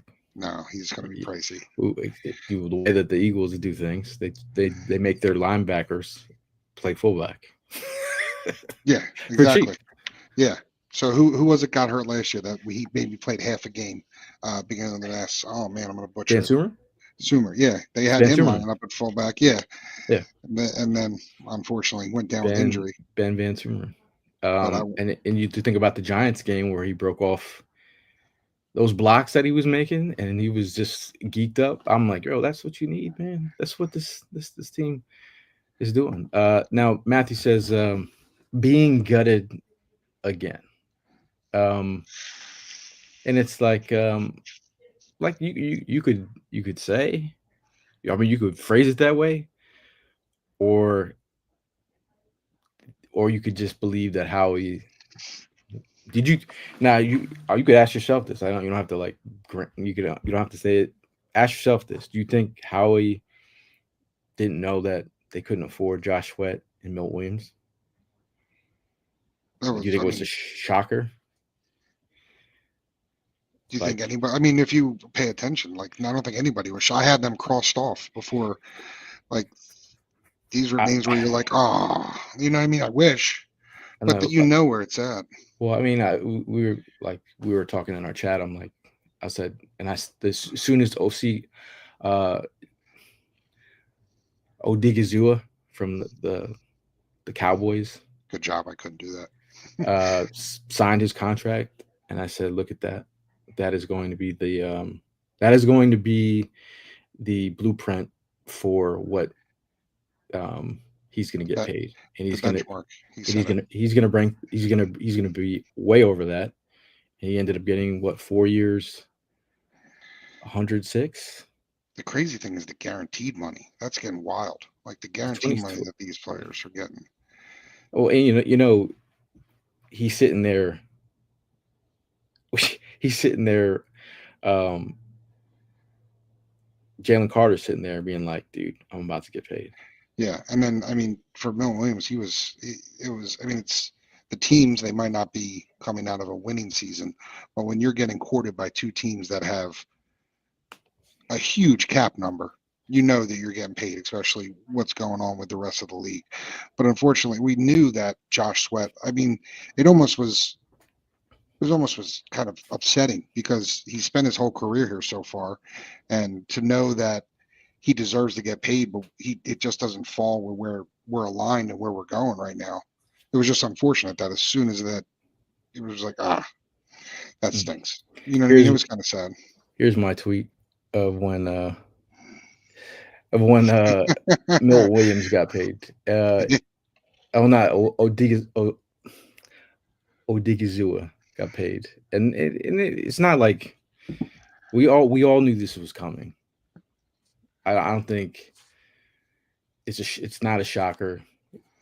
I mean, I think when you have Moro Ojomo, I'm not saying that he's exactly Milton Williams, but for a 7th round pick, he's a 7th round pick, right? Yeah. To give you that kind of juice, and then you know that it's a pretty rich in defensive tackle, D line depth. You know, It's gonna be rough for years to come because you're gonna pay these guys. You know what I mean? We're gonna lose these guys who are this area who are at a certain age. And as you're a winning team, I mean, I remember back to the Patriots when they were winning forever. There was always somebody that they had to let go or something that pulled at the heartstrings. You know what I mean? Like a Vrabel or, you know what I mean, a Richard Seymour or something like that, where they still thought he had juice in the tank, but it came down to paydays. And when you're a successful organization, you have to make moves like that. And not everybody's going to love it. Not everybody's going to be okay with it. But you have to move on. The next season's coming. And if you have the key pieces at the right age, you have to make decisions. now Money 2K says y'all losing all your players, but you know this is part of the nature of the business. Lost Jason Kelsey, future Hall of Famer. Fletcher Cox, potentially future Hall of Famer. Those two guys have stepped in.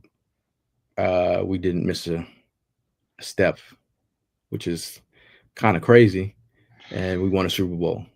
So it's a nature of the beast. You know, players are gonna in Money 200K. If you think about all these players that we just lost, Milton Williams drafted in the 3rd round. We're getting a 3rd round pick back. Okay. Josh Sweat drafted in the 4th round. Player who came off injury. Talking about a guy who could have had his leg amputated. He played a lot in the 4-eye hit up. Really, he could have been played differently. Probably could have got better numbers. The fact that they took a flyer on him in the 4th round. We were getting a 4th-round pick back.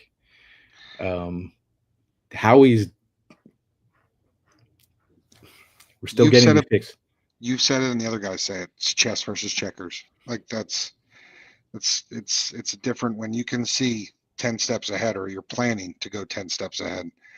It makes the people that are playing checkers or looking at it like a game of checkers, like, oh, pull at the heartstrings. But even today, like I saw my initial reaction was, oh no, like really, what happened? And then all of a sudden you start to see cap space, comp picks, spots that are needed. Helene's gonna lose it. She's not doing well. I mean, it's hard to see your favorite player go out like this after winning a Super Bowl, and you think about you're talking about team identity in certain aspects, like parts of the team, like who's taking over that role, who are gonna be the core players. You know, like just to think that we would have 2 rookie corners play the way they did and have a role that they did just a year later. Yeah, top 20 PFF grades on 2 rookie corners that's insane. Quinyon Mitchell, a prospect that I had for the Eagles. Yes, you did. I watched all So last year. this is a And receipt episode because I'm just saying that like in terms of like just the way that you to think about these things is like I think about this stuff way too much.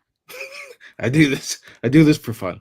I do this yes, for fun. we both have problems, and but I don't see it as a problem because I, there's a lot of other bad stuff I could be doing or goofy right. stuff I could be doing. This is a nice, clean, sometimes unhealthy habit, but for the most part, it doesn't affect me. Now Rackcheck says Hargrave set to sign with the Vikings. Darius Smith is available if we wanted to go get a vet DT. So no, Darius Smith is an option. I'm thinking. Darius Smith is an option. And I wanted to ask your thoughts is we are losing a lot of veteran presence in the locker room. Do you feel we're aiming more towards a rotational guy who gets 30% snaps? You know what I mean? Where it's somebody like that, or or uh, Bengals DN Trey? Um, he would be a veteran. Do you want somebody that's starting every game? Because I'm okay with the filler pieces. Like I say filler pieces for now. Like you're gonna have to piecemeal this thing together. You might have to, but if you know, we just need a guy that can beat 1-on-1s. Can you do that consistently? Yeah. You know, is Fowler still out there? I don't know. I don't know if he can set the edge like we want him to, but if you can get at the quarterback, beat some 1-on-1s, get some pressure, Jalen Carter, he'll do the rest. Commanders to resign Fowler one day ago. Oh, They no, did. that's not. No, they didn't. That was a tweet. Brianna says we lost him once, but twice now. Once that's fine. Twice it's on me. I mean, do you think he's feeling a certain way about Philly? Honestly, Who? I mean, CJ, GJ. Like honestly, I mean, there's things that I heard that just again, I'm not going to might say. not sit well. Yeah, just might I not just, sit I well. just like why you would trade a player who brings that kind of juice. Like, you know, he leads in his own way, and I feel like just the way his when he spoke in front of the team before the Super Bowl. Yeah. He's not a man of many words, but those words that he said were like enough to be like, bro, I get it. You don't really have to say much, but I see I see. I mean, I see it, and And there's always going to be those guys in the locker room. Some guys talk with their play, and some guys talk. You know what I mean? Some guys just talk or they're loud. You know what I mean? You've been in a locker room before. There's certain guys that you might want to lead, but they're going to do it with their play versus their voice. So I'm curious to see who will step up into that role because it might surprise you. It might be somebody like Sidney Brown, who was dogging it out on special teams, and he might get a chance to play and turns into one of the most vocal players on the team. You never know how it's going to happen. yeah, it's a tough scene out here, man. And you're going to love Josh Sweat. I am so happy with Josh Sweat. Money to 200K. No, I mean, I feel like money 200K. I think Josh Sweat. He's been a fan favorite. He's got the best sack Selly, and I think he's a guy that he gets sacks in spurts. He can be inconsistent sometimes with the sacks, but when he heats up, you saw Joe Thuney put on skates in the Super Bowl. Josh Sweat's a stud. He's a good player. I mean, he's a fantastic player. Would I have loved to have kept him here? You guys are getting, and I think of most players that we've let go in the past, he has a lot more in the tank. Like he's gonna play well over in Arizona. Now I'm crying. What is she crying about now? Something else happened? He's talking about the heartfelt goodbye. Oh, that was nice. Racksack's crying work. He gonna cry and he gonna cry at the desk. He's crying at his desk. Dad says, I'm not happy, Gail.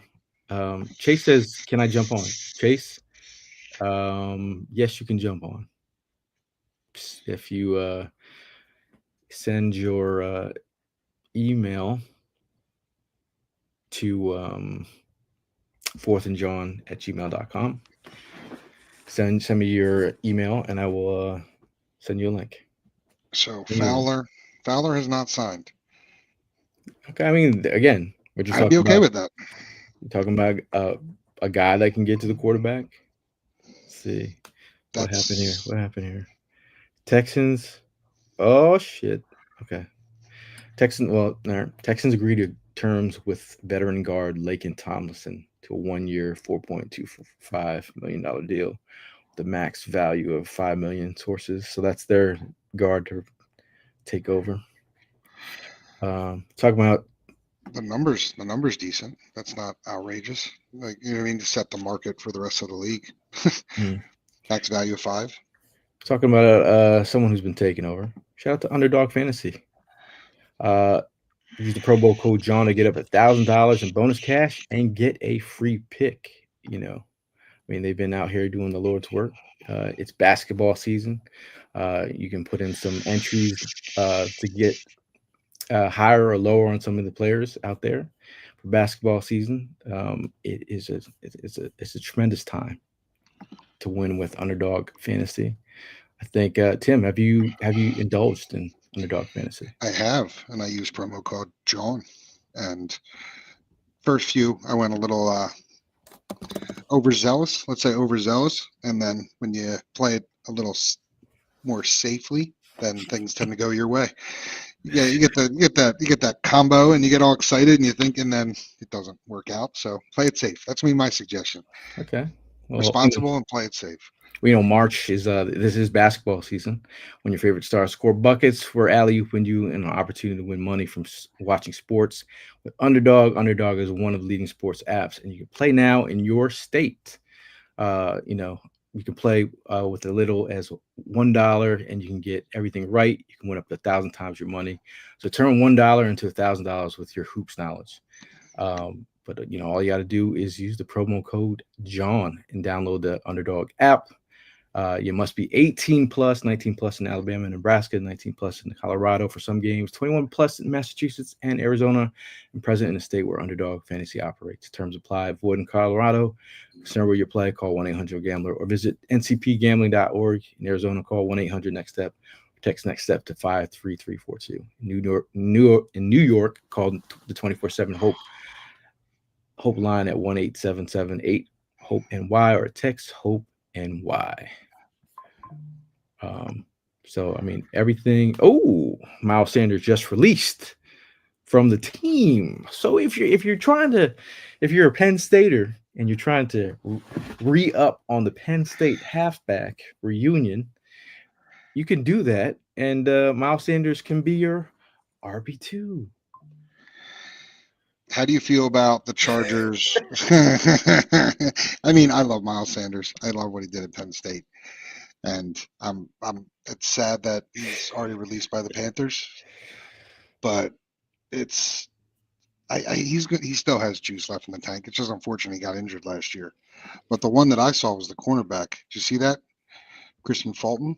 Yeah, he just got paid, terms right? of Kansas. Yeah, terms of Kansas City, 2-year, $20 million, 15 guaranteed. So that's kind of the market out there. Mark Bird said he likes your Rhythm Nation headset. Appreciate it, Mark. Thank you. If you haven't, Google Rhythm Nation headset. Janet Jackson. You might get it. It's noise canceling. I know. I mean, it sounds good, brother. It sounds good. This is my work. This is my work headset. You look professional. So I got the polo on. There you go. 843 says, I know we always react when Howie does something unexpected, but the outcome always works out, and I'm here for it. That was my initial reaction, was heart drop. Kind of felt like Helene for a second, and then I came back to the real world and then realized NFL, not for long. I got some good stuff from the Philly show, Mark Bird. I got some good stuff too. You want to see what I got from the Philly show? I do. I can't show you mine. Mine's at my house, but Mark Bird, I got sucked into Jordan Spector's booth. So, and there's a Foster Philly art. There it is, my man. Did I tell you he took care of my kids? It was awesome. That is one of my favorite pieces by Foster Philly art. And my daughter picked that one out, Gail. Shout out to Foster. Shout out to Foster Art. I had to represent Foster Art. Did an amazing piece of my pops with some wings on it. Kind of like it was a surprise. I got it at the tailgate, but wanted to come down to his shop and show him love. And I saw the piece and I was like, holy, this I need to get. Are you okay if I show your pops piece? Yeah. It was an amazing piece. Brought some tears to my eyes to the tailgate, and I was like, let me just say what's up. Went down to his booth, and I was like, yo, I gotta have that Quignon piece. My daughter picked that one out. She bought that. I bought it for her, but really? my daughter, the littler version, and then Foster got a kick out of it because I'd stopped over to Jordan's booth. I got the piece that I told you about, the Saquon, and then my daughter said, do you think he'll sign mine? So she signed. Went back over to Foster's booth. He broke out the Sharpie, signed the 2 pictures because she got the Kelsey, the parade, the one where he's in, and then the parade's in his mummers is in the top corner. She got both of those. He signed both of them. My daughter was on cloud 9, and then my son from Foster picked up the Saquon card, the remote control. Oh yeah. Turtle. I got the T-shirt. Yes, my son got that in the hand painted card. Yeah. Which is a lot of. If you guys haven't gotten a chance, I have a lot. I have Spectre art and Foster art. I got a lot of both of their stuff at home. And then Gail made a comment about the fact that they're all currently in my living room right now. My wife isn't necessarily happy with that. I was wondering. I was like, did you get a cosign on the wife on that, or this is a power move where you're just like, everyone's gonna enjoy my Eagle fandom? It was a blank space. It's a big move. But yeah, so I got those 2 guys. There you go. There's the Foster art up top, and then the Jawn from Jordan Spector. And then speaking of Penn State. Okay, nice. You got, bro, you put in work. I did. And then my daughter's 2 pieces that she was very happy with. And then shout out to Malik. Went to his birthday party on Sunday. That was fun. He's the man of the people. He is. Over at he had a little brunch thing. That was fun. Wife let me sneak out for a little bit, snuck out and came back. But what do you think about the Daniel Jones signing? To the Colts? Colts, 1-year deal. Do you think he's going to play? Because Anthony Richardson? I just think his situation has been rough. Offensive line can't block for him. No running game without Saquon, really. I mean, I'm just saying, like, it's not a Saquon run game. I think he needs to be like, I really just think he needs to, like, he needs a new situation. This guy's a fresh start. He's seen a lot of bullets flying in New York. No pun intended. But Cross says, Mr. Cross says, Howie's going to do something. The Eagles have 4 fifth-round picks. That's just what it is, man. Mr. Cross, please put your thoughts on what you think he's going to make a move for. I agree with you. I just don't know which direction he's going to go. I don't. Do you have any idea or any confidence? And I mean, D-line, we're giving up a lot of defensive players right now, or we're seeing a lot of defensive players go to different situations. With these picks, do you think move up in the draft? Do you think we attack somebody who's a trade prospect, free agency? Say that one more time. So with all these picks, yep. I can't wrap my head around which direction he's going to go. I'm having the hardest time. Okay. Whether it's move up in the draft, whether it's going to be attack the trade prospect, like the DN from Cincy, Trey. What's his last name? Henderson. Thank you. Henderson. I have a friend who also has the name Trey with the last name H, so I almost said his name like 5 times. So Henderson. But I'm having a hard time making a decision on my opinion on who I think he's going to go after, who he's going to attack. Yeah. I think. don't know. I mean, I'm always thinking draft here. When you want to get cheaper, when you want to get younger, if just by looking at what they did recently to have that kind of we talked about it in previous years, like the fact that we were in like this red shirt phase, like, and the thing that it kind of got me angry, not angry, but it was like every other team in the league has first round players making impact right away, starters. And that was the one thing I said the year before. And the fact that we got the next year, we had two starters, first and second round picks, who played right away. Got the youth movement. That's where you gotta think. I know we are sending out a message to Mr. Angelo Carrera, aka Cozy, who wants to give his thoughts as well. Just jumping on You want again. me to hop off or stay on No, with him? you could hang out, brother. This is Appreciate it. this is a Open forum. this is a kumbaya experience. If anyone knows, this is we're just having some great Eagle talks about our squad. You don't want to get Helene on here; she might be crying. I'm a little late on the comments. There's a lot of comments that are coming in. But Rackcheck says the top free agent safeties: Juan Thorhill, Justin Simmons, Julian Blackman. Top safeties from Giraffe, Starks, Emamwari, Xavier Watts, Craig Woodson, Malachi Moore, also Andrew Lukuba. Showed. I'm seeing 15 to 20, 15 to 20, 15 to 20. They're all going to get paid top dollar. Is that what we want to attack? You think that's what Howie wants to attack? I think I like where your mindset is. Find somebody. I really thought maybe the last year of his deal, the safety out of San Fran, who reportedly is signing with the Broncos. Not Hufanga. Yeah, Hufanga. I've read reports that he's going to Broncos or is already signed. I'm not sure. Was that the Broncos or Steelers? Was it Broncos? Broncos, yeah. You like that pronunciation? That was good. If you notice, I paused because I don't want to butcher things. His cousin actually was our defensive tackle, Marlon Tuipulotu. Oh, that's his cousin? I know who that is. I got a lot of random facts for y'all. I'm always here for it. Because I'm I sick like of and I research. Marissa says they just came out and said it was a financial reason, and Brunson said he talked to CJ and it had to happen. And that's what I'm like. If that's going off exactly what I said in the beginning of the show, that's what I heard, that he wanted a new deal. And I said one thing, that when players look around the locker room and find out that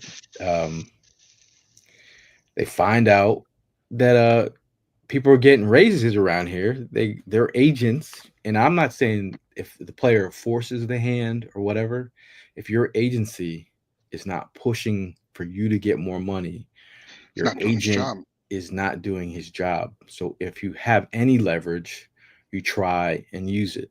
And it has nothing to do. I hate the player.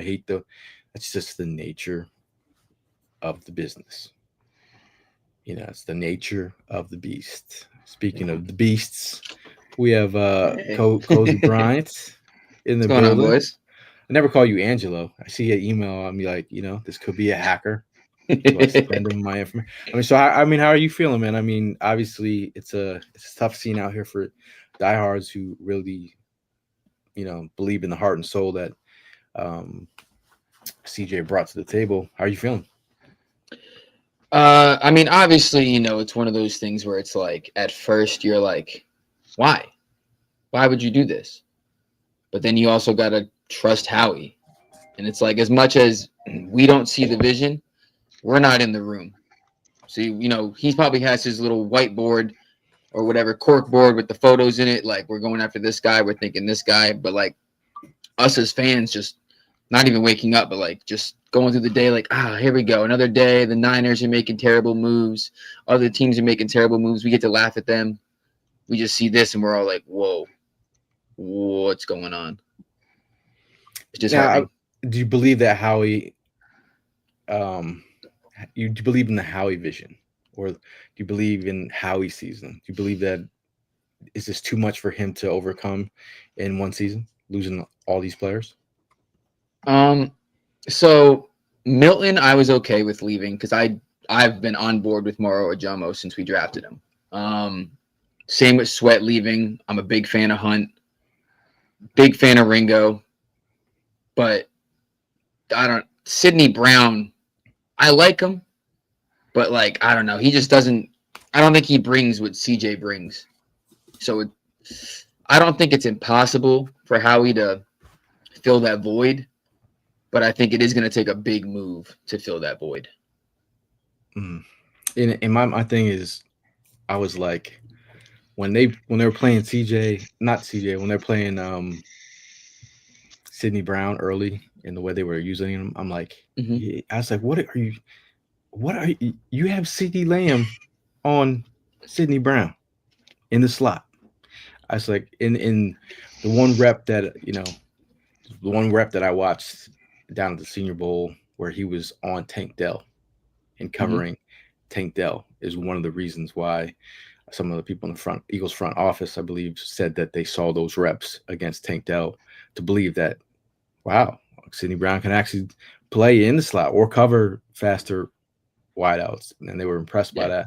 But I feel like that injury, I'm like, that shit was hurt. That was hard to see because obviously a guy coming off injury, it's gonna usually ACL probably takes about a year. Yeah, like if we tear something, as regular humans, might take us like my ACL is still torn.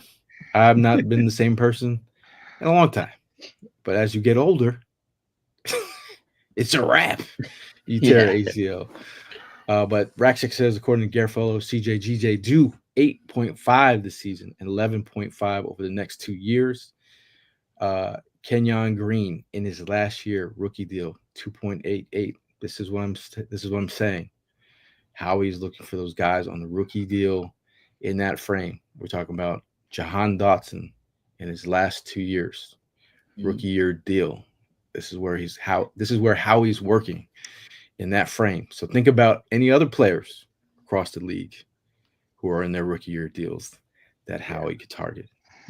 Thanks to Rack Shack Schefter, by the way.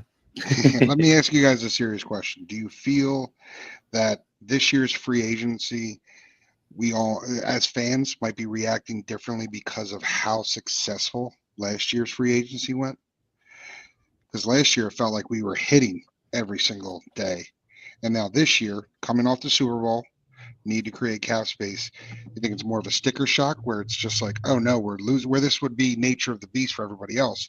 But now it's the Super Bowl champions are losing them, that kind of piece. And then plus you had Saquon, Mekhi, Zach Bond, all these guys got signed last year. We haven't really signed anybody this year, right? Understandably so. But do you think that might have a piece with where everybody's nerves are kind of heightened and reactive a little bit more to basically money decisions or organizational decisions? I'll let you go, Cozy. I think so. I think like you said, the success of last offseason is kind of pushing everyone to like, why aren't we doing the same things? And it's a different league every year. So we obviously aren't going to make the same moves. We're not making big splash moves like you said, like signing Barkley, signing Bond, which wasn't big at the time. Bringing Chauncey back, like all these moves that at the time we were like, oh wow, they were filling holes that we needed. Pause. And the moves so far this year, it's like we're losing a lot, and I think everyone's kind of like freaking out because we're just like not fire sailing, but we've lost so much already. Everyone's like, what's going on? But we do have the depth that can take those places. Cut me open. Ibley Green says, we finally gonna trade for Buda Baker now? No, please don't. Remember, everyone was like, "That's gonna happen." Was that 2 years ago or 3 years ago? What was that? Or he was. I think it's been every year for the last 3 years. he was out on the timeline, really showing the Eagles love during that Super Bowl run. But he says, Darren G says, my nerves are because every player we have lost was on the same side of the ball. It just so happened to be the side that, or the ranked number one in the league. Then Darren, I can agree with that. the big piece you need to look at is that we paid all the guys on the offense, so they're kind of locked up. How many players on the defense did we have on long-term deals going into this year? Not many. I mean, who's our longest contract on D? Anybody know off the top? I don't. Oh gosh. Nothing like, because we can all say how many years are on Saquon, how many years are on AJ, how many years are on Devontae. A lot of rookie deals over on the other side. I don't want to usually watch Schefter and in Rappaport break away from shows because they got to take a call. Yeah. Someone's saying they got the tea, but talk amongst yourselves. You're gonna do some breaking Ooh. news pop off real quick. Like Pat McAfee style. Like, Say, send us something in the private chat. yeah, let us know Someone what's says, going on. "I got the tea, piping hot." Ooh. So, It's not- if we talk about moves, I'll set you guys up for success here. But if you're talking about one free agency move, and it could be low tier, who would that be for you guys? I was gonna say, I was just looking up whoever's a free agent next year, because like Gail said, how he's going for those moves where it's people on expiring contracts that he could probably get for a cheaper deal, or maybe trade for, get like a 1-year rental.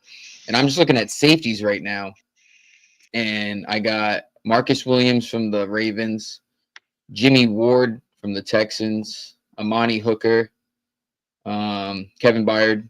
We know that one's not happening. Juan Thornhill from the Browns. And mind you, I'm just on Spotrac, so sometimes they don't update, so I don't know. Some of these might have got signed already.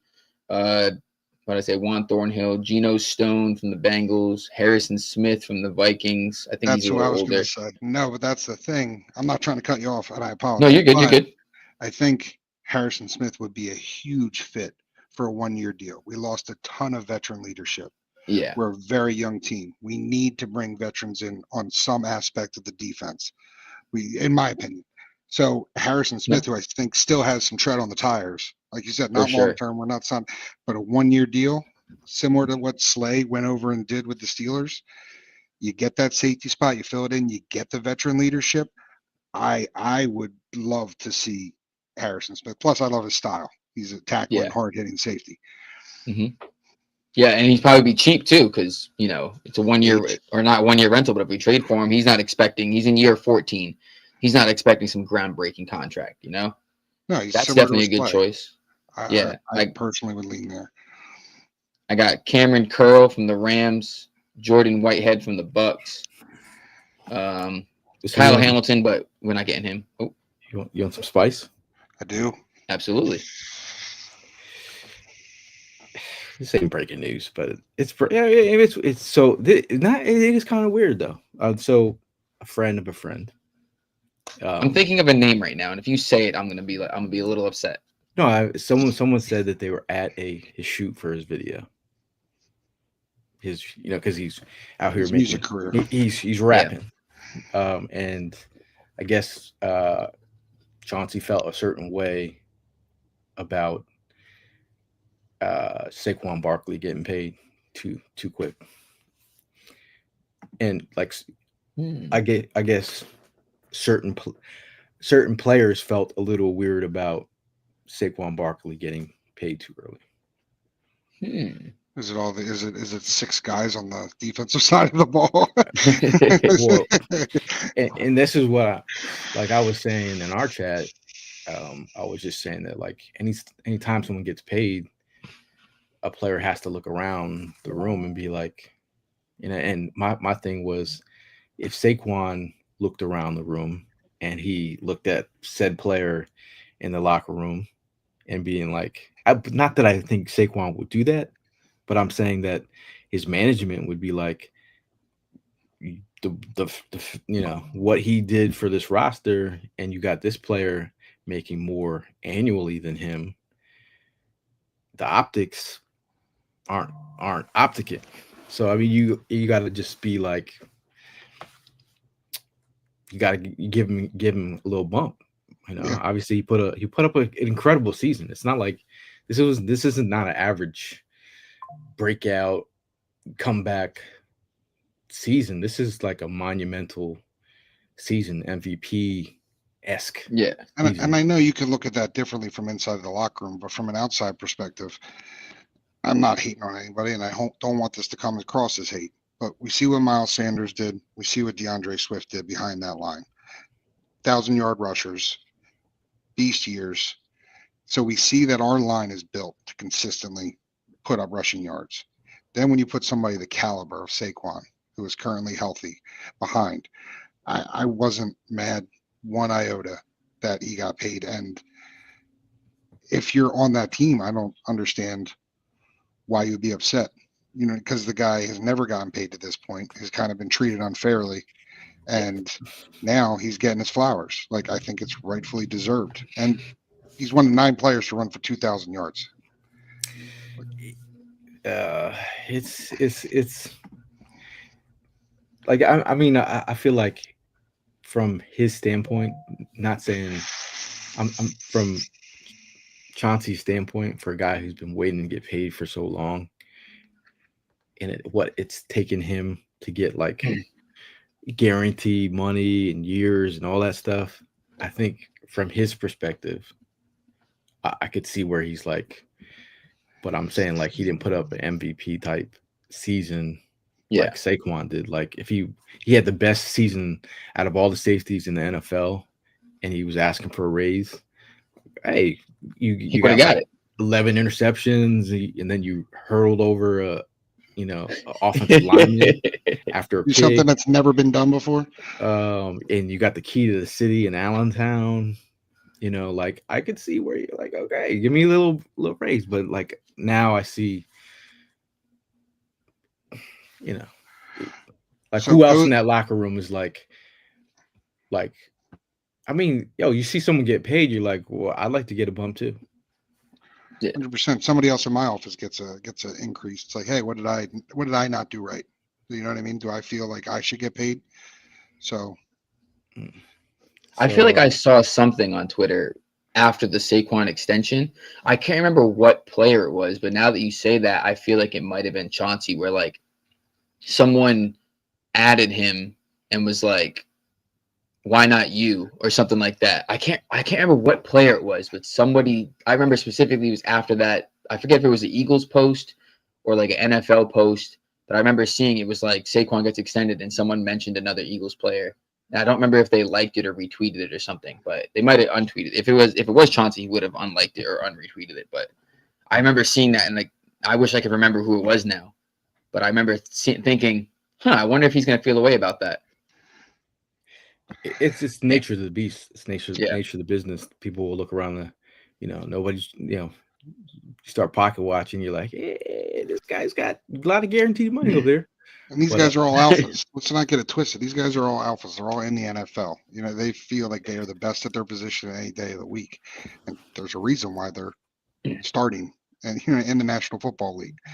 So for them to feel a certain way, I get it. It's built into their mentality. I wonder how Goddard feels. I mean, people are saying he's next up on the trade block. So I wonder how he feels about someone else getting an extension before him.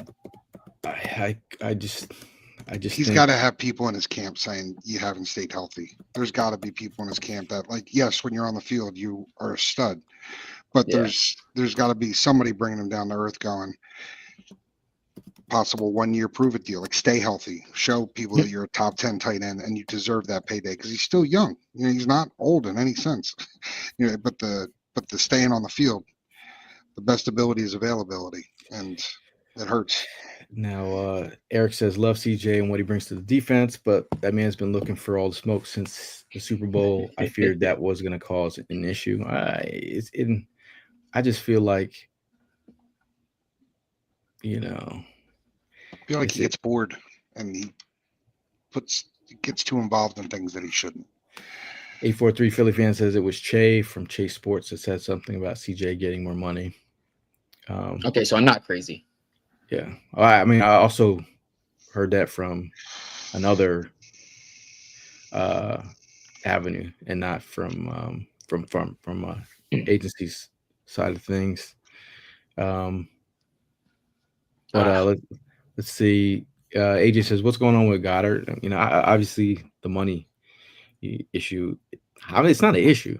It's just a matter of the cap hit. They want to get that down. Yeah. And is he going to take a pay cut? So Cozy was rambling off a bunch of names for safety, Gail. You took Yep. your breaking news.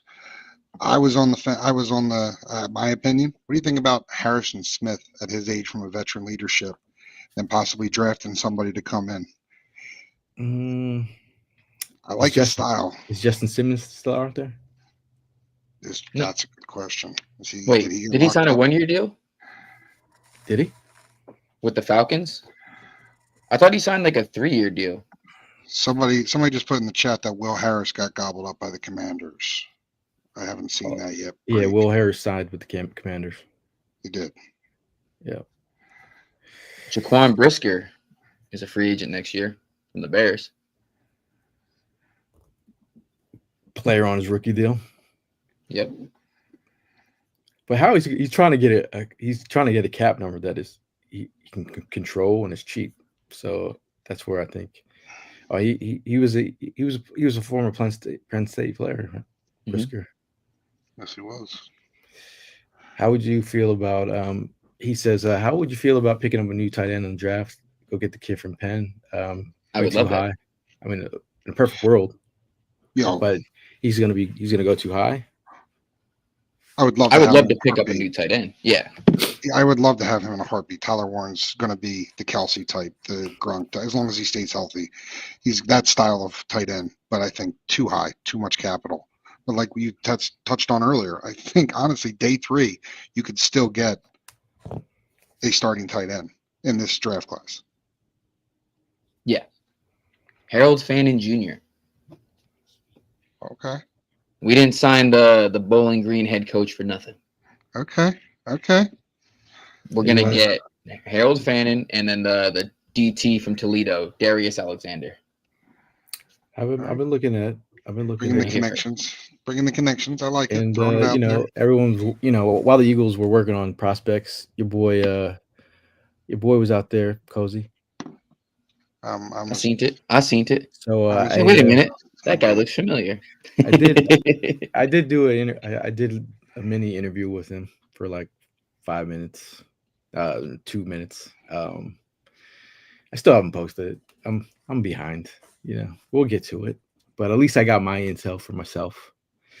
But I did want to see more from Fannin from the Senior Bowl. I do feel like he flashed for sure. Elijah Arroyo was the one who really did flash the most. I think Mason Taylor also, he flashed as well. Had a consistent couple days, but I feel like it'll be interesting to see which way they want to go. They want, there's also Helm from Texas, who's, if you're talking about an inline, big body, catch radius, there's options. So it's Darren G says Justin Simmons is still out there. Is he? Yep. So it's a interesting turn of events this morning. Started off with a bang. I didn't expect that I'd be on talking about random trades early this morning, but obviously I always go to my list that I put out there, where I follow all the beats and get all the knowledge of what's going down in the league. Anything else that has popped off? You guys see anything else any news that is the Commanders have agreed to terms with safety Will Harris on a 2-year, $8 million with a max value of $10 million. I'm scrolling through Twitter now to try to see. All I see is the Miles Sanders thing, which I'm against personally. Would you guys be mad at Miles Sanders is RB2, RB3? Yes. You would be mad at that? I do not want him back. No, but I feel that there's cheap. I like the draft. I feel like there's some diamonds in there. I feel like I'd rather draft than have the fumbler back. Yeah, you and I are high on one of the same guys, and that is from UCF. Oh yeah, RJ Harvey. I would. I shot an interview with him as well. I didn't actually interview him, but my boy Mike actually interviewed him. Very great, great option. I think we'll see. He's a great option though. I'm trying to think third round. I think there's Yeah. a lot of like decent options for running back this year that like can play some good roles here and there. I would love RJ Harvey in the third round. I would watched a lot of film on that kid. Watched him play. I would be very happy with a third round pick for Harvey. Pro Football Talk says the Eagles still plan to release cornerback Darius Slay on Wednesday, designating him a post-June 1st release and spreading the cap charge over 2025 and 2026. ESP just noted Slay will be available to sign anywhere else. He will be able to sign elsewhere on Wednesday. What round do you think Scatterbo goes in? Late. I don't. He didn't run at the combine. Was he injured? Day 3 pick? Day 3. He was. He wasn't 100% coming off of the college playoff game, but I don't know if he was injured. I'm gonna read a tweet by Brandon Thorne. Brandon Thorne's one of those guys. If you like to figure out what the O-line prospects are, who they are, he digs deep. He's a guy that I love his work. He said this is his thoughts on the Kenyon Green edition. He said the Kenyon Green edition with the Eagles is fascinating. He said fascinating with capital F. A few ideas come to mind. He breaks it down here. Physical tools and pedigree. Green is a former top 15 pick with ideal size and raw power. Right or wrong, that buys you time and extends your timeline in the NFL. Draft age. Green entered the league at 20 and is entering year 4 as the age of some 2025 rookies is 24. He's got 23 starts under his belt. The runway is not closed for him, and he has experience to draw from. He says situation and environment. For Green's runway to get maximized, you need the right environment. Well, Philly will be putting Green inside a run-heavy scheme between the best right tackle in the game and good center underneath Jeff Stoughton's tutelage. Can't get better than that.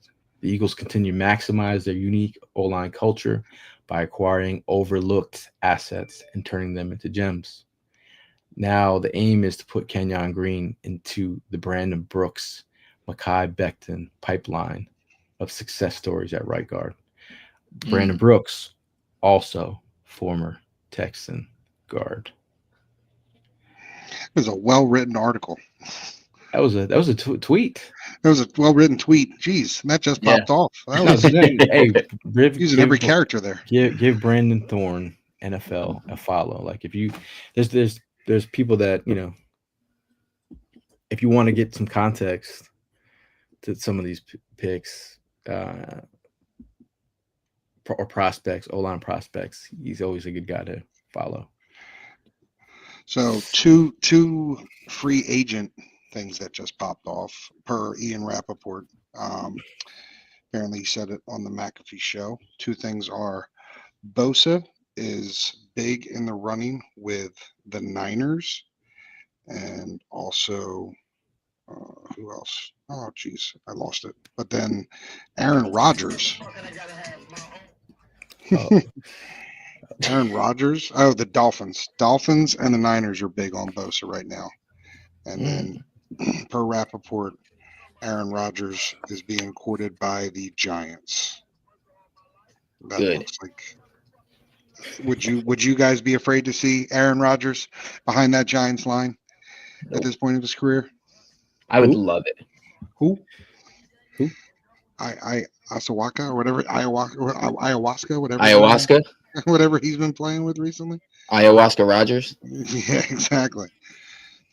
Sidney Brown, shout out to Todd. He says Sidney Brown just dropped a reel, and I'm all on Sidney Brown now. So if you go to Instagram. He just dropped the reel. So if that is the track, that is the reel that does it for you, Todd, and you feel like he's ready to take over, let us know. Now, just remember, ML football just tweeted. Just remember who the Cowboys have signed so far. They signed their long snapper for the second year in a row. Just to make everybody feel better. Shout out to ML football. They tag me in almost every Eagles tweet, and I get all those messages to my phone. Thank you. They're a good follow. They're a good follow. Appreciate you guys. I mean, they some of their tweets are some are miss. But it's like I don't need all those messages in the morning. Appreciate you. You don't like waking up to all those messages? I'm like, yo, maybe my real people are hitting me up, and it's like Jack from like South Dakota going ham on Twitter. Don't need it.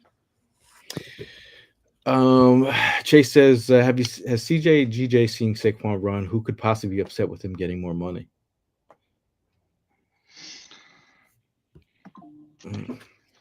Eric also says that Darius Alexander is from my city, so I'm biased with my hope to land him one of the best high school players I've ever coached against. I mean, he did his thing down at the Senior Bowl, for sure. I think he's done enough to get that top second, bottom of the first potentially. But he's getting a lot of love. Oh, man.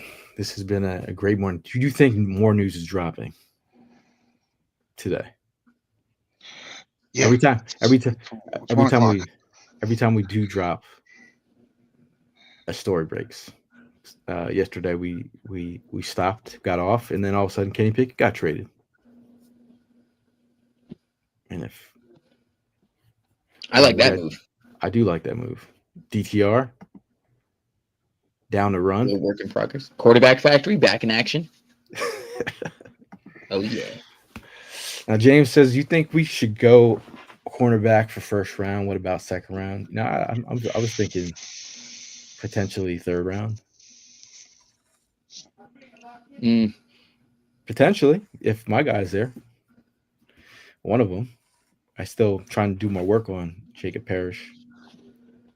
But if we can find, the next Avonte Maddox, I'm not saying he gave us a good run for a minute, but he was a day 3 guy.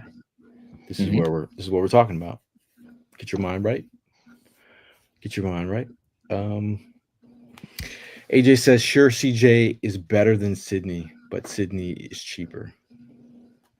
And it's a money game. Can't argue that. Heath says fans in Philly are losing their minds over this free agency. I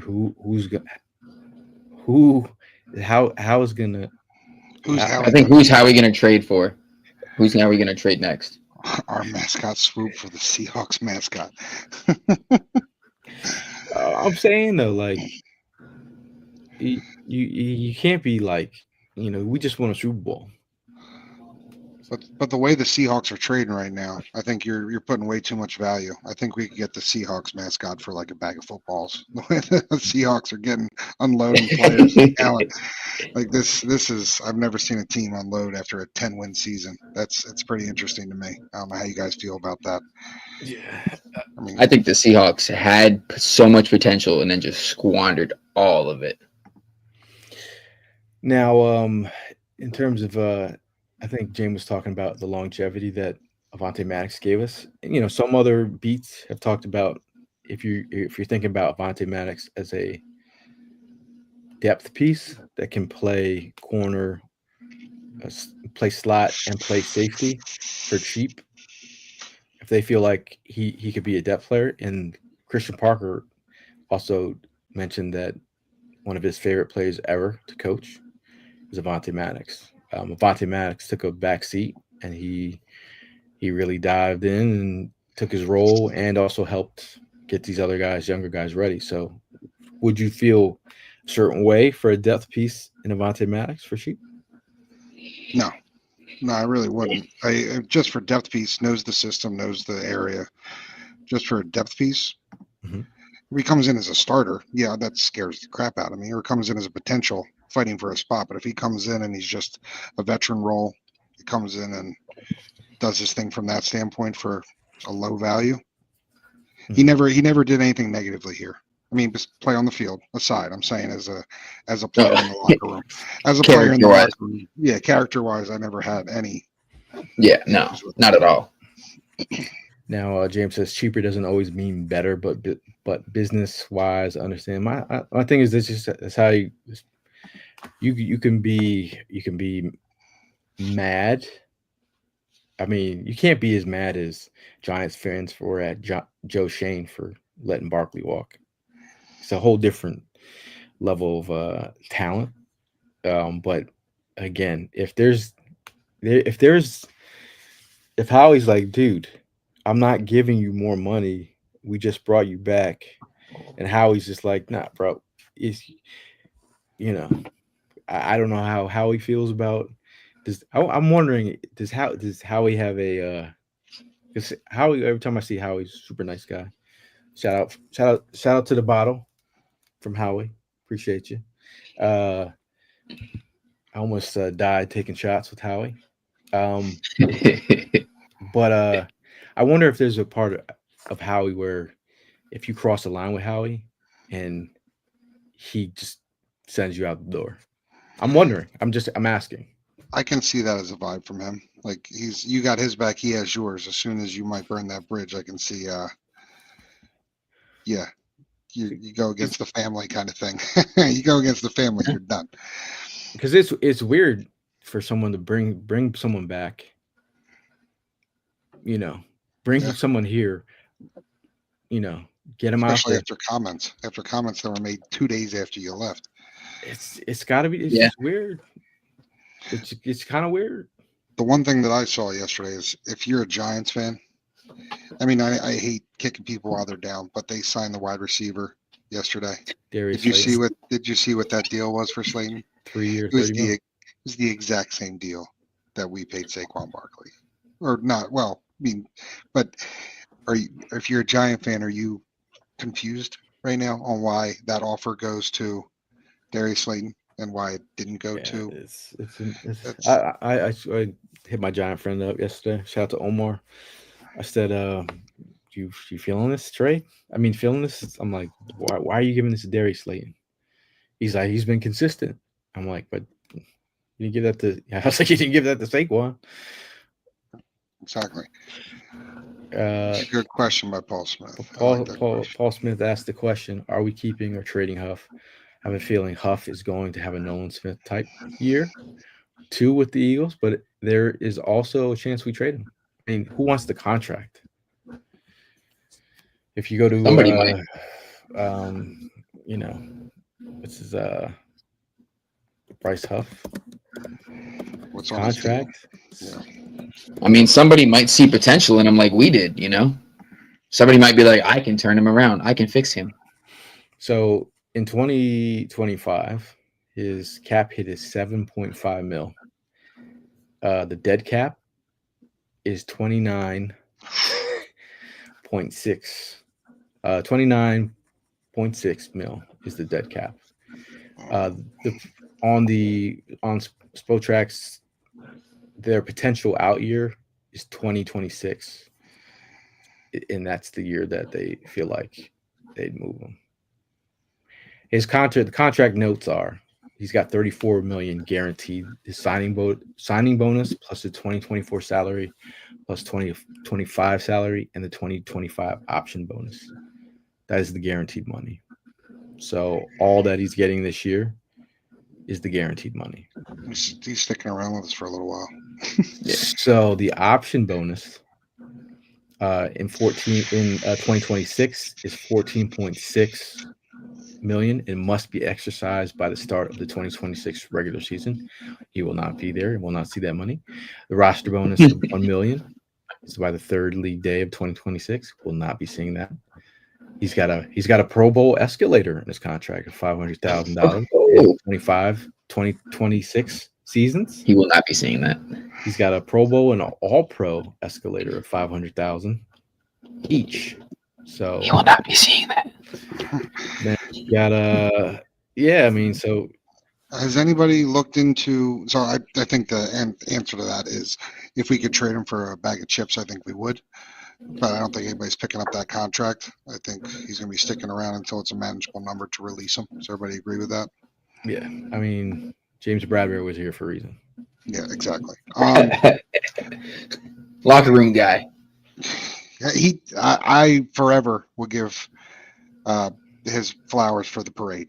Steering away, Q was a veteran move. That was hey, walk away from the news right now. That right there, Go was worth Eagles. quite a bit. Yeah, exactly. Just I'm saying we do. I mean, Huff got to give us some. he's got to do something. I mean, he can't be. I think- scratch. That was a healthy. I Scratch. think he would do better. I think he has to do better this year. It was a different system last year. They threw him into the fire. I think now that he's back at what he was better at, which was rotational, for another year, I think he's gonna not grow a little bit, but I think it's gonna be like, okay, he's a little more comfortable. He can at least give us something, something. Become a special teams guy. I mean, you Give us think, something. but you think he has more options with, Sweat and Brandon Graham potentially out of the building? Depends More on how options. he's going to have He more should. options, but He'll Depends have on more how that options draft to do goes. so. I think BG has to retire, honestly. Well, I mean, that's I love the guy. That's the He's a- news. It's the news that he's going to retire. They just want Yeah. to do it Well, right. I'm seeing some people say he might come back, he might make a return. I don't think he should. He's one of my favorite Eagles all time. He's in my Mount Rushmore personally, but Look at you. I think he's another injury again. He re-injured himself. Stop putting your body through this, man. You got it. You got your 2 rings. We love you. You're a legend forever. Just go be with your family. Walk around the building. Show face here and there. Never get paid for a beer. I love you. This guy's calling. He's like, just be a Walmart greeter in Philly. Okay. He could. Tell the man to go. He'd be the best Walmart greeter in the world. Yeah, I heard stories of he was going to retire at the steps, and they told him not to. Yeah, I heard the same thing. I heard So, that. They said no. Yeah, they said we're gonna do it the right way. Okay, Mhm. Make a big deal out of it. Yeah. So, I think it was more of that. It wasn't like hey, we don't want you to say this or steal shine. It was kind of like you deserve something bigger than just announcing it right now. Yeah, I think it's a great option to.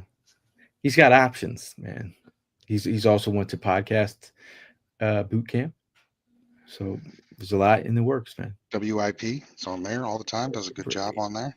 I just feel like he can do whatever he wants, but I just think from taking care of your body, he's done enough. There's not a lot of 2-time Super Bowl champions that are on this roster.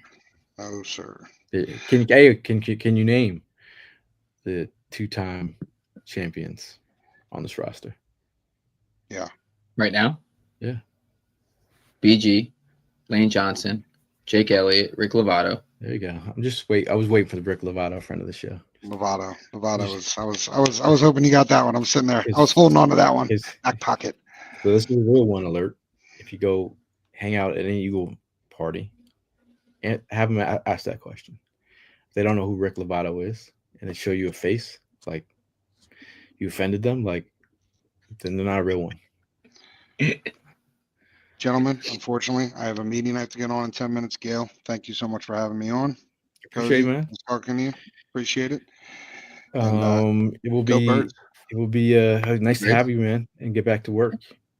Do something, Yeah, okay? I gotta work a little bit, I guess. This guy's taking lunch breaks talking about the Eagles. Somebody's got to work here. Sound like a sicko. Thanks, guys. But if you guys have any other questions in the chat, bring them up. I saw somebody bring up a buddy I was talking about. Where is it? Trying to scroll back. It was a minute ago. Eric Menner. He said, Darius Alexander is from my city, so I'm biased with my hope to land him one of the best high school players I've ever coached against. Interesting. No, I mean, I saw that comment. That was interesting. Because I mean, he was a guy that at the Senior Bowl, I was like, oh shit, they got another Toledo prospect down here. Let's see if he puts in some work. And bro, he put in some work. Put in some I work. think the move is strategic because everyone is always looking for obviously the best players from the best conferences, you know? Like everyone's looking for Georgia, Clemson, Alabama type guys. But there's a lot of diamonds in the rough in those smaller conferences and divisions that no one looks at. And when you hire a head coach from one of those divisions that constantly faces these guys, you have a better insight of like, okay, because the guy we hired from Bowling Green, he plays Toledo. He's played Toledo multiple times, so he's seen this guy Alexander, and he's game planned for this guy Alexander. So he has way more insight than just like a couple dudes on the roster that are also skimming through hundreds of players. You know what I mean? Mhm. I mean, I feel like it's it's like if they don't feel comfortable about Harold Fannin, like they have the intel. Like Yeah. if they don't draft him or he's on the board, they don't Mhm. draft him. But I do like the way they utilized Harold Fannin from a tight end perspective. I think if you Yeah. had Fannin and Dallas Goedert on the roster, that would be lovely. I think It'd be ideal. that's he can get some yak.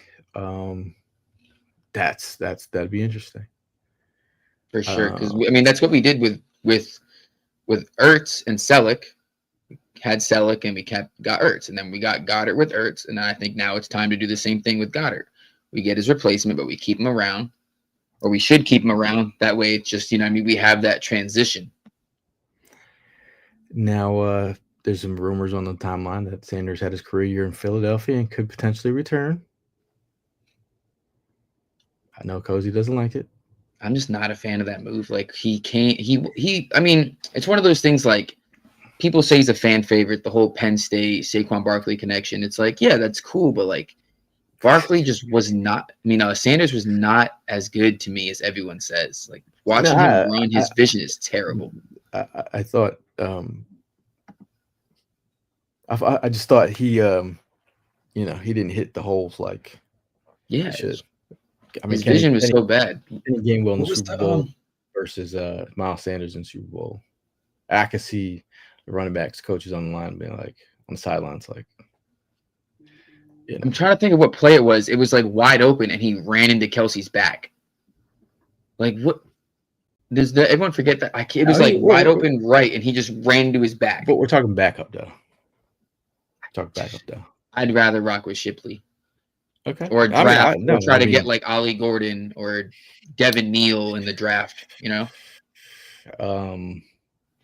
I spoke to Coach Singleton, and he was raving about. I said, "Tell me about Shipley." And he's like, he was, like when Coach lights up, you're just like, that's what you like to see. I think he showed some guts. Mm-hmm. Nice little 70-yard run. Todd says you trip and chase. Dude couldn't win the job in Carolina. That's what I'm saying. Like, what are we talking about here? Like, yeah, our O-line is better, but like, even with our O-line, Sanders just wasn't. Look at the Super Bowl. Hurts was the leading rusher. Sanders had what, like 16 yards? Yeah, I'm just not. I mean, and what did Chase just said? Sanders is a better backup than Gainwell. I mean, I'm saying if he comes back, I'll take anybody for cheap. But the fact is, you can get somebody at a reasonable price. I'm good with that. For sure. If he comes back and it's like, I mean, I have no say in the matter. Howie's not calling me saying, "Hey, what do you think about Sanders?" So it's my opinion doesn't mean much. But if we bring it back and it's like a 1-year, $2 million deal or something like that, or like a Boston Scott deal where it's like, yeah, $2 million. Like it's whatever. Nothing I can say. I don't think he's gonna win the starting job, obviously, or even the running back 2 job. Now, speaking of messages here, AJ Jones says, is that confirmed? Gainwell's going to Cleveland. Interesting. We're gonna trade. Oh, we can't trade him. That's right. Andrew Berry, former Eagles front office, understudy of Howie. Let's see. Interesting. I saw someone say he would go to the Steelers. I thought he would go to the Saints. Really? I'm just thinking if Kellen Moore wanted someone that knew his offense. Oh, yep, that too. But here's a message from Isaiah Rogers. Isaiah Rogers put out a message to Eagle fans. He said, "Dear Philly, to the fans, the land of the underdog. I was down and out, and you all embraced me as one of your own. I will never forget my time here, from our pregame catches and cleat giveaways to our Super Bowl championship. I have genuinely never had more fun playing this game. It was a very difficult decision to leave, but I will always remember all the love and all the support you showed me and my family, to my teammates, family for life, to the organization. Thank you for taking a chance on me. I will forever remain a Philadelphia Eagles Super Bowl champion. Until we meet again, Philly, love always, Isaiah Rogers." A lot of heartfelt messages from the secondary. This is from Isaiah Rogers' post on socials. Good guy.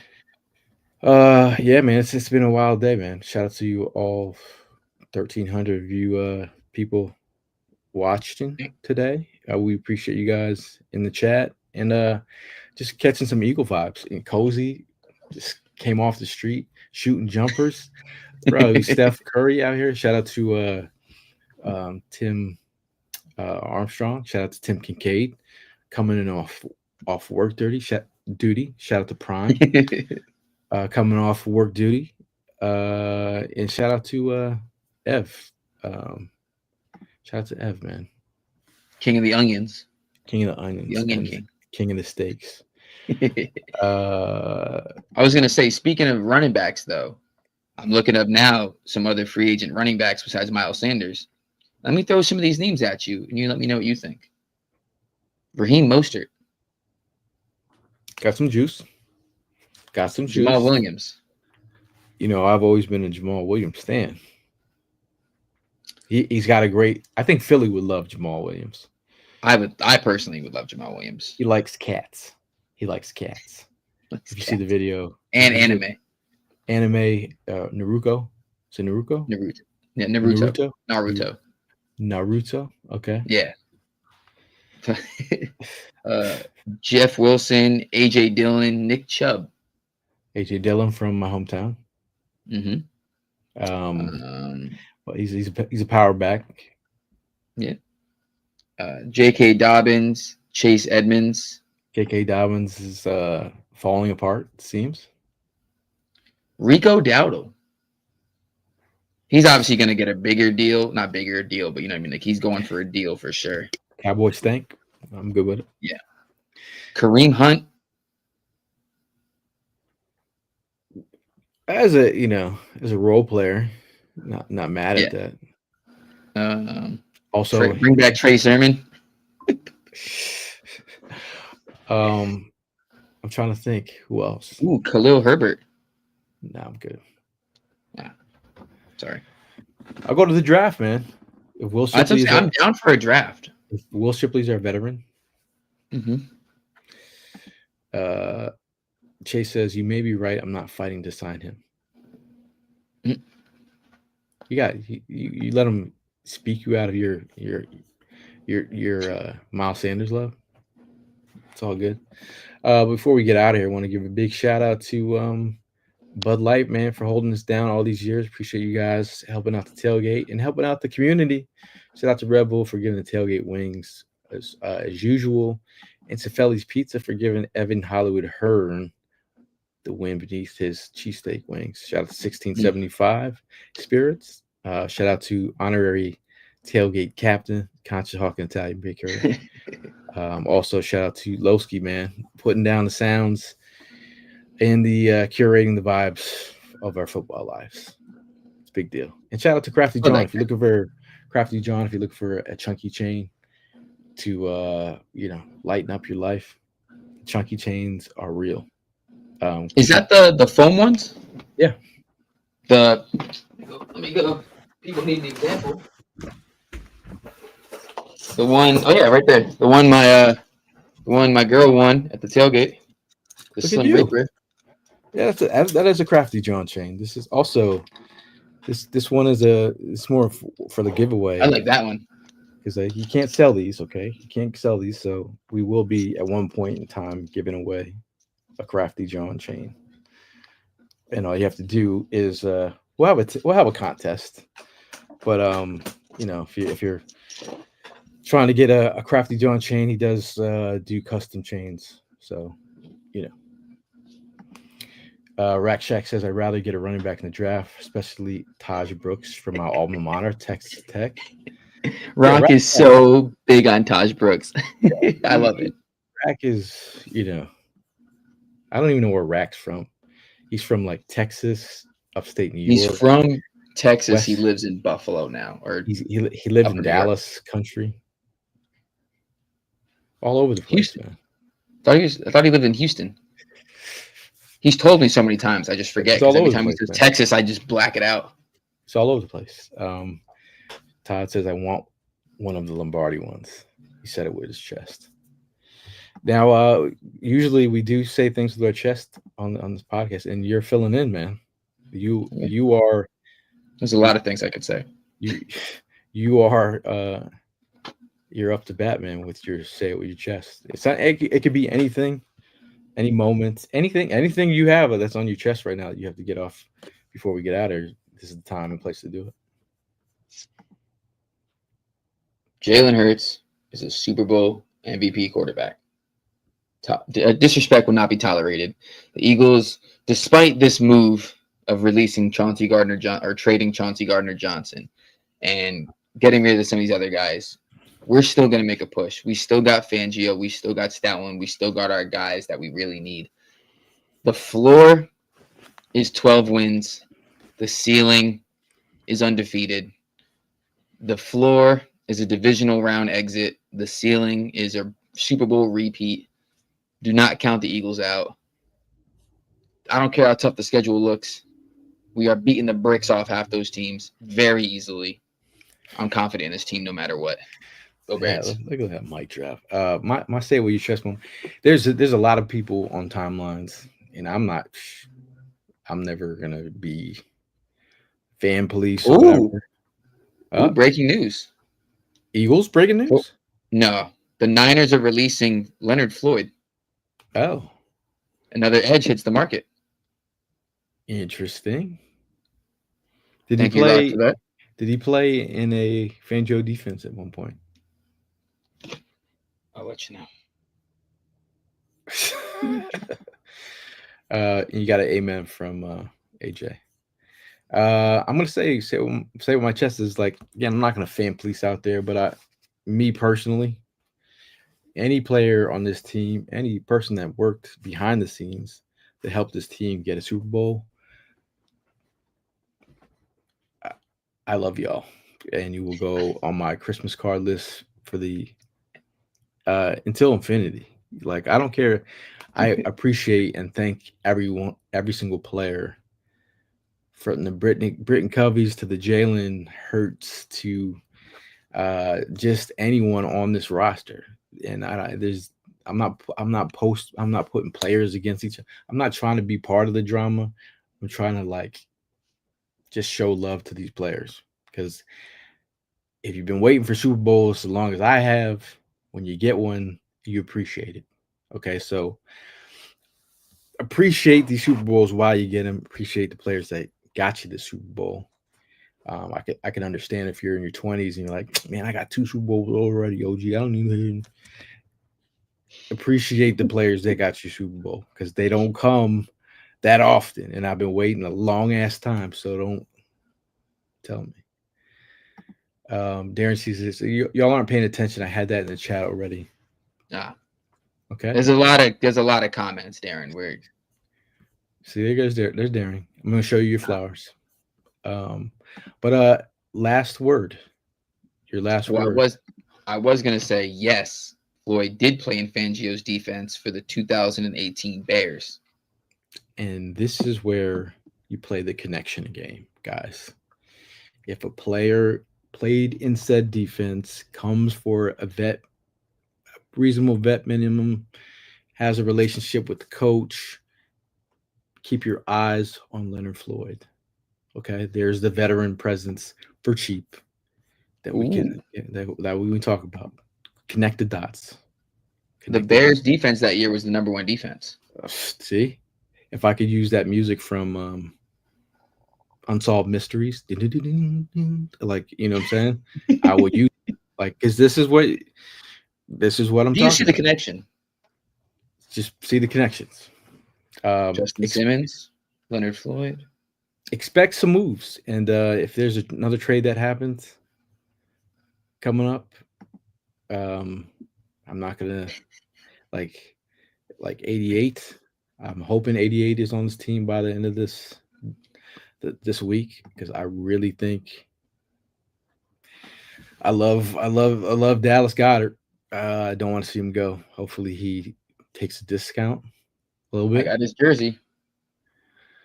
And I met his family. Good people. Did I ever tell you that story? No, you didn't. Speak on it. The Eagles Bucks game when we lost the first time in the first round. What was that? 2021? Yeah, 2021. I went to that game and I wore my Goddard jersey that year. And as I'm walking through the parking lot, I see 4 people and they're all wearing Goddard jerseys. And they were like, "Oh, like we love your jersey." And I was like, "Hey, I love your guys' jersey." And then she was like, "That's my son." And I was like, "Oh, is it really?" She was like, "Yeah." So I got a photo with him. I was like, "Oh my God, no way." It was his mom, his stepdad, his, I think, sister, and then brother-in-law. Yeah, nice people. Did you get adopted? No, I didn't, unfortunately. I think I was a little too inebriated to have that conversation. You could have been Cozy Goddard and would have been like, "All right, what's up, man?" I didn't believe it at first. I was like, I don't know why someone would lie about that, but it's a dead giveaway. We saw Cam Jurgens' family in New England, and I was like, "There's 2 people with Cam Jurgens on the same section," and his mom was like, his mom got sized, like she could have played women's basketball. Like I was like, she's the athlete in the family.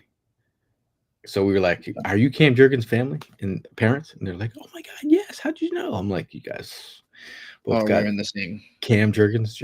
We saw Kobe Dean's family down in New Orleans as well. Mm-hmm. Everyone had a Kobe Dean jersey. So that's a dead giveaway. Look at you, man. Oh, it's not gonna focus, but part of the Goddard clan. Shout out Mary. That's his mom's name. Brandon says, "Do you think the Eagles target Justin Simmons?" I don't think so. If we're trying to play, it depends. The market actually depends. Are you trying to be cheap? 1 year, $5 million, maybe. He ain't playing on 1.5. That's what I'm saying. If it's a 1 year, $5 million, maybe, but I don't think he will.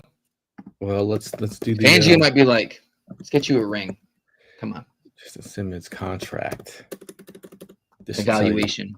7.9 million per year. What did he make last year? I have no idea. I'm just throwing numbers out there. I'm guesstimating. He played last year as he guaranteed at signing 7.5. He was guaranteed 7.5. So, I said 7.9. Where are you at? So it might be a little too pricey. So did he have a down year last year? I don't think so. I don't remember him. So Brandon's talking about bringing Michael Mayer, not Michael Myers, the serial killer. I'm not opposed to Mayer. Not John Mayer, the guitar singer. Well, I love him too. You know, love that guy. Body is a wonderland. But before you get out of it, tell everyone where they can follow you. Cozy. Hey, you can follow me on Instagram. Cozy Instagram, Cozy Bryant, COZY Bryant, or my other account, Cozy's Corner, COZYS.corner. It's where I do all my like sports stuff mainly, and my merch. My little hats, my little hats and my little shirts. My Smitty's so cold. Very nice, man. That video was making rounds the other day of AJ after the surgery. But yeah, Oh. or you can find me on Twitter, low key Oh. cozy. You're the one that put that out? What? Is that the The video? video I of saw? him? Yeah. No, I didn't put it out. I just when I watched it, I thought it was hilarious because that's where he said he goes, Smitty's so cold. And that's all I could think. I was instantly thought of him with the little, because that's him with the little head wrap, and then it's Smitty in a thing of ice. Smitty's so nice. cold. That's what he said. He's Smitty's so cold. You're talented, man. Smitty's so cold. I try. You're talented. I'm no Jesse Wines, but I try. You try. Shout out to David Pops. He says, I'm all for Howie cooking, but he's kneading the dough, making homemade pasta. But in Howie, I trust. And then I'll leave it that as my last word. And Howie, we trust. He's got us 2 Super Bowl rings. He's gone through the trenches. He's been ups and downs. He's seen it all. As the GM of as the GM of the Eagles, I think Howie has earned the right to have our trust. I think losing a lot of players is going to be tough. He's got to hit it out of the park in off season. We have not even hit. We're not even there. This is just a tip, okay? There's just draft season. We're in day 2 of free agency, so I feel good about the Super Bowl. I don't feel good about losing all our players. I'm just being honest, but that's the nature of the business, and we're gonna be okay. Now you just gotta put your seatbelt on, fall back, and just enjoy the Super Bowl win. Go watch it on repeat. I'm probably on like the 7th time I watched it. I've watched the mic'd up probably about 15 times. I watched it 4 times in like 2 days. So this is where after it happened, I immediately watched it on repeat 4 times. That's where you got to be at as a Eagle fan. You're a Super Bowl champ. Let's get your mind right. Day 2 of free agency is almost over, but we'll see you guys in the next one. And as always, it's fly, Eagles fly. And thank you, Cozy. Appreciate it. Of course. Thank you for having me.